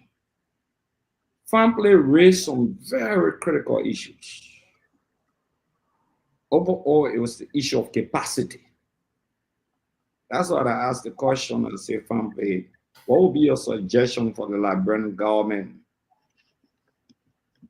to intervene in helping Liberian businesses? I think it was a fair question. If you mind the Aucklander or the baboon, I say you beat it till you die. The Aucklander or the baboon, if you mind, you beat it till you die. Because there is nothing new Unity Party is going to do. The CTN, the core illegal, they're working with it. They issue the core conflict of interest because someone relative causing a brother, they're still doing the same. Okay, I'm not anti the rest company. If we're anti the rest company under administration, we're not even going to register. But FarmPlay says something very important. I've dealt with people in the rest business, I've interacted, I've had oversight. The first thing here for the people to trust you to get a rest to you is not as ordinary as you think. He said something very important, but I told him, hold on, because I didn't want him to destroy a Liberian business. Because yes, they went India, they sold the people rest, they couldn't pay the people their money. It was a challenge that the issue FarmPlay is raising. Okay, they don't have the capacity. They rest dealers out there in the international war. They trust certain people in Liberia. They don't. That's why you see the Lebanese people or the other people involved into it are trust issue. Because the first thing, you don't have the capacity when they give you that rest, you sell it and pay that money back. Okay, these are challenges in the rest market. That's some of the reasons why some presidents took certain decisions to keep the rest, which is a political commodity on the market. Remember Abraham, Honor Ellen, if you know the story, the single trading company, he didn't have the capacity, he sold the rest just to get his campaign money back. Abraham, Allen Brown, single trading company, STC, they only have one desk at the Freeport of Monrovia. He sponsored Ellen in the campaign, so Ellen gained a monopoly. He couldn't manage it. Abraham broke down after he sold the rest, he couldn't manage it. He gave it when he got a campaign money. The same thing to Dukley, sponsoring Unity Party campaign. They got to gain the 20% of the rest to sell it to get some of the campaign money back. That's why you see me, I just laughing and I just relax. I'm looking at everything because the fact of the matter is that what people criticize yesterday, as like you said, is what they're doing today. But should we follow them in some of these things? How do we help Liberians? That's my concern. That's why I say it doesn't matter whether Dukley has share, you say relinquish a share in it. But in the past, if Akaros Gray had a company and relinquish a share in it, and his cousin or his brother were running that company, the guy would even call him for being disingenuous. Because I know him very well. I know Amara Dukley, that Dukley brother. Yeah, asking a simple question, is he your brother? He doesn't want that being disingenuous. His fear is that people real conflict or interest will say, oh my man, why you said it and all of those things. That be as realistic as it can be. For me, I'm not against a Liberian getting involved into a competitive system. I believe we should encourage Liberian. The family said, put maybe 50 million in the budget. Somebody say, oh, your government, they didn't do it. Okay, our government, they didn't do it. But you know, to maintain the price of rice at that level, we have to subsidize the price of rice. Okay? That's why, again, I'm saying on the show, it would be wrong for people to say that Dakota Mass, they want that we are had the other project that Japanese people did it. The other project that USAID did it. The other project that World Bank did it. Because Joseph Boyka put a name on bear sheet, a picture on bear sheet at a clinic. And guess what? That people made those donations. I know people who call me personally, they were enough because they renovated that place. In fact, let me tell you to this standard, if you don't know that clinic, the group that came to help that clinic renovate that clinic, I assigned my vehicle to them a few years ago. They were furious because they were not recognized. They were furious because the president of the Republic, the current president, West took it like her project. They reached out to me. That my Infinity vehicle they used in the process to go around. I assigned driver to them and all the group. Okay? But at the end of the day, the fact that they said that the fact that the project, it's not for me to come and say, yeah, oh, the fact that they, at the end of the day, should push the project and to say it's not the fact that the project that one group did the money or that one group did the renovation and they didn't give them the credit, the full picture on the bed sheet. Every government that comes to power, the good will go to that government. Even the bills we pass, even the legislation we pass, at the end of the day, they will say Ellen Johnson administration, Joseph Jigen Rawa, they can say Speaker John Brown. When Speaker John Brown does that, the history of the country when rating, they can ask for the presidential achievements. They will write down every president achievement. The Japanese thing that it were running with 20%, government contributed 20% towards it. The government, I wanted to ask Steve and play. The Japanese money, talking about in 2015, it was mismanaged by the Unity Party administration. Thomas Kedor, deputy minister, were relieved of his position, Google and Sachet. Okay? They abused this thing here. So in essence, I'm just saying to you, look, if you say we should pull politics aside, okay, keep today, or I say I've been magnanimous. Forgive me for my magnanimity. Today I've been magnanimous. Okay, I want Liberians to be involved. For me, it doesn't matter. They say about Magio, they talk about 12. I remember one time they lie on me and all about LEC building where I get company. Okay, I've been involved into company of such. But again, should we follow these guys? And since Glenn says something very important. Look, Sandra, I keep telling you, they show you that not for people to front for people here. They're not for people to come on the show and be fronting for people. You get small cut, they send you small money, then you can't see in credit, you can't defend it. CTN can, you can't defend it. They small thing can, you can't defend it. Those stuff. Thank you very much, people. I'm not saying you, but people should not be fronting for people here. When you get small money, they pay small money. No outside to leave the country here. Let me conclude. Let me get people to leave the country and be hustling in America and all that era. We gotta be real ourselves here. Okay, people, you think that company don't be saying money to be sponsoring you. Thank you very much. I finished saying my own. Other people can say that. No, thank you very much. I want to appreciate you. I want to appreciate Sister and Glenny. I think the mixture already is in the oven. It's smelling very good. We're gonna try, but I tried the big squid instead of the pancake mix. Yeah, it's and the same. It's the same. Yeah, I put an egg, 2 eggs, and milk, and a little bit of water. But I think it will come out good this time around. It's smelling very good, by the way. That's good. I want to say, yeah, I'm not going to say any piece, but I will tell you about it tomorrow. That's okay. I will let you be here. Traveling where? Minnesota again? No. Where? My son is running. It's his final national championship in Indianapolis. Okay. So Thursday, Friday, Saturday is the final. Tomorrow is preliminary. Thursday, track and field.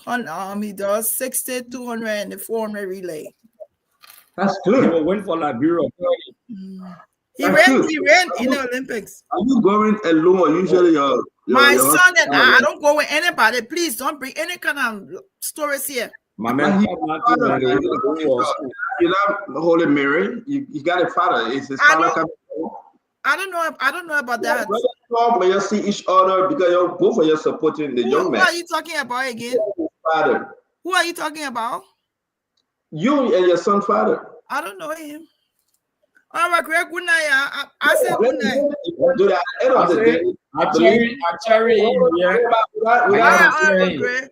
Greg, we said brother Piggy, but we just you will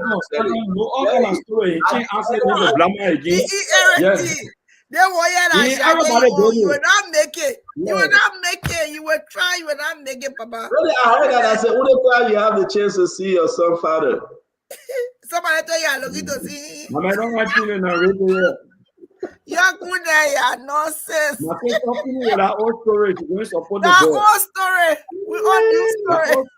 Oh, I try how to catch. Glenny, go catch your father. Negative. I say. But I want to say thanks to all of you. We really appreciate you. Listen, something big is coming up. We'll keep it tomorrow. Happy Memorial Day, sad Memorial Day to all of you when I went to the gravesite. Thank you. Uncle Sam was there. We saw the picture. Our family members went to Memorial Day in America too? No. It's only in Liberia for now. Memorial Day is in America, but not on the same day. Yeah. Not on the same day, Yeah. So I want to say, Honorable Moses Akarishwe, thank you a lot. To my brother Isaac Doe, thank you. I got no power to change your name, Isaac. I got no power to make you to go in Zico. Junior, don't forget the JR. Isaac, you want to get thanks to all of you, man. I'll try to play. You want to come on and close this show. Again, we appreciate each and every one of you. Honorable Gray, man. It was a good show. Thank you, and thank you, Steve. I don't know. It's good. Look, the guy is very knowledgeable in the area. He been for all these years since 2009. Man, my man, that guy I used to go on air. I used to that guy. I am not. Listen, I think giving them 20% as a tryout is good.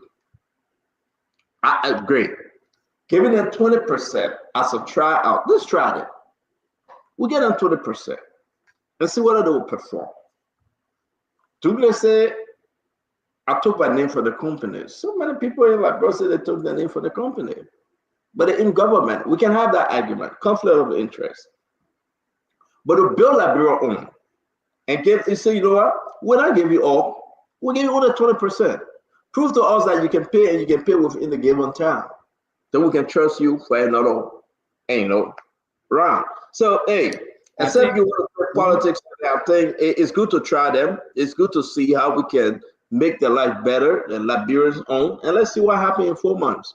In 4 months, we'll come back and Steve will tell us, oh, yeah, they pay their money. What are you saying, CEO?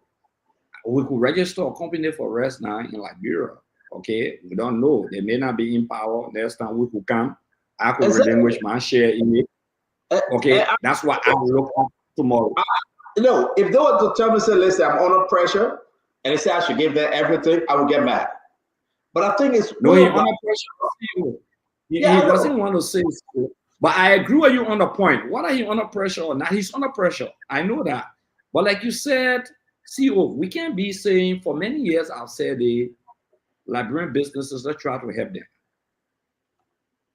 Then they're giving them 20% to try them. The guy is staying down. He doesn't believe that they may perform. He say, okay, let's see. The pregnancy can come in front, he can't go behind quite that. And that's what he said that. He said it. Let's give it to them. Let it give it to them. Okay, let's see what will be the output of it. It's very essential. Don't say that, made a mistake. It's not Memorial Day, it's Decoration Day. Thank you very much. It's Decoration Day. Thank you. Yeah, no, I just told you, I just using words interchangeably. We call it Decoration Day, or when say Memorial Day. It's the same Memorial Day, that Memorial Day, yeah, but Decoration Day in Liberia. Yeah. But I just want to tell everybody, if we continue to beat on these different issues, we Liberians will end up going down. Build yourself a company, challenge the government. Tell the government, say, try me, I will prove myself.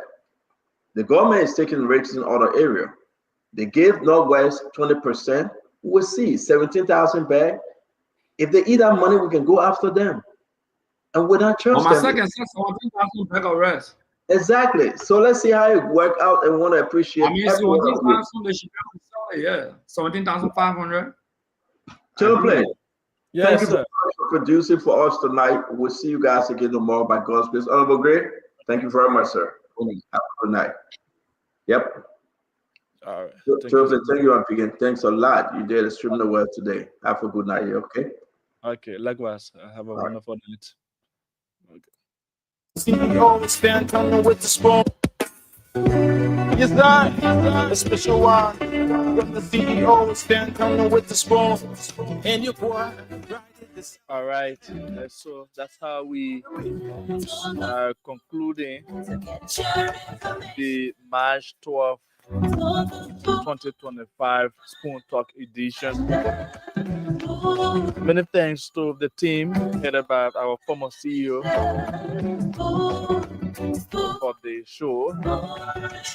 Many thanks to you as well for following, and thanks for your reaction. Thanks for your recommendation through your comments, your observations. To those who then follow us by the traditional media, that's the radio. Thanks for listening. Thanks for calling in. Thanks for expressing yourself. Bringing all those issues that you want us to know about. You want to get a news update, my brother? Thank you to everyone. You want all right? What is happening? So yes, indeed, we have been here. Spoon 107.5 FM, Fabric 101.1 FM, and other local radio stations across Liberia. Also live on our social media platforms like the Facebook page, YouTube channel. Pretty soon we'll be on TikTok, and also Twitter. And Twitter. And we'll soon be hitting those platforms. Yeah. So that's it. Thank you so much. I'm Sylvester Chidoplay. Have a wonderful, wonderful night. Good morning to you. Bye-bye. Yeah. Toto Spoon. You want to get a news update? Toto Spoon. Yeah. Rastafari. Kilibamba, kilibamba, kilibamba. Kilibamba, kilibamba, kilibamba. What I want? Yes,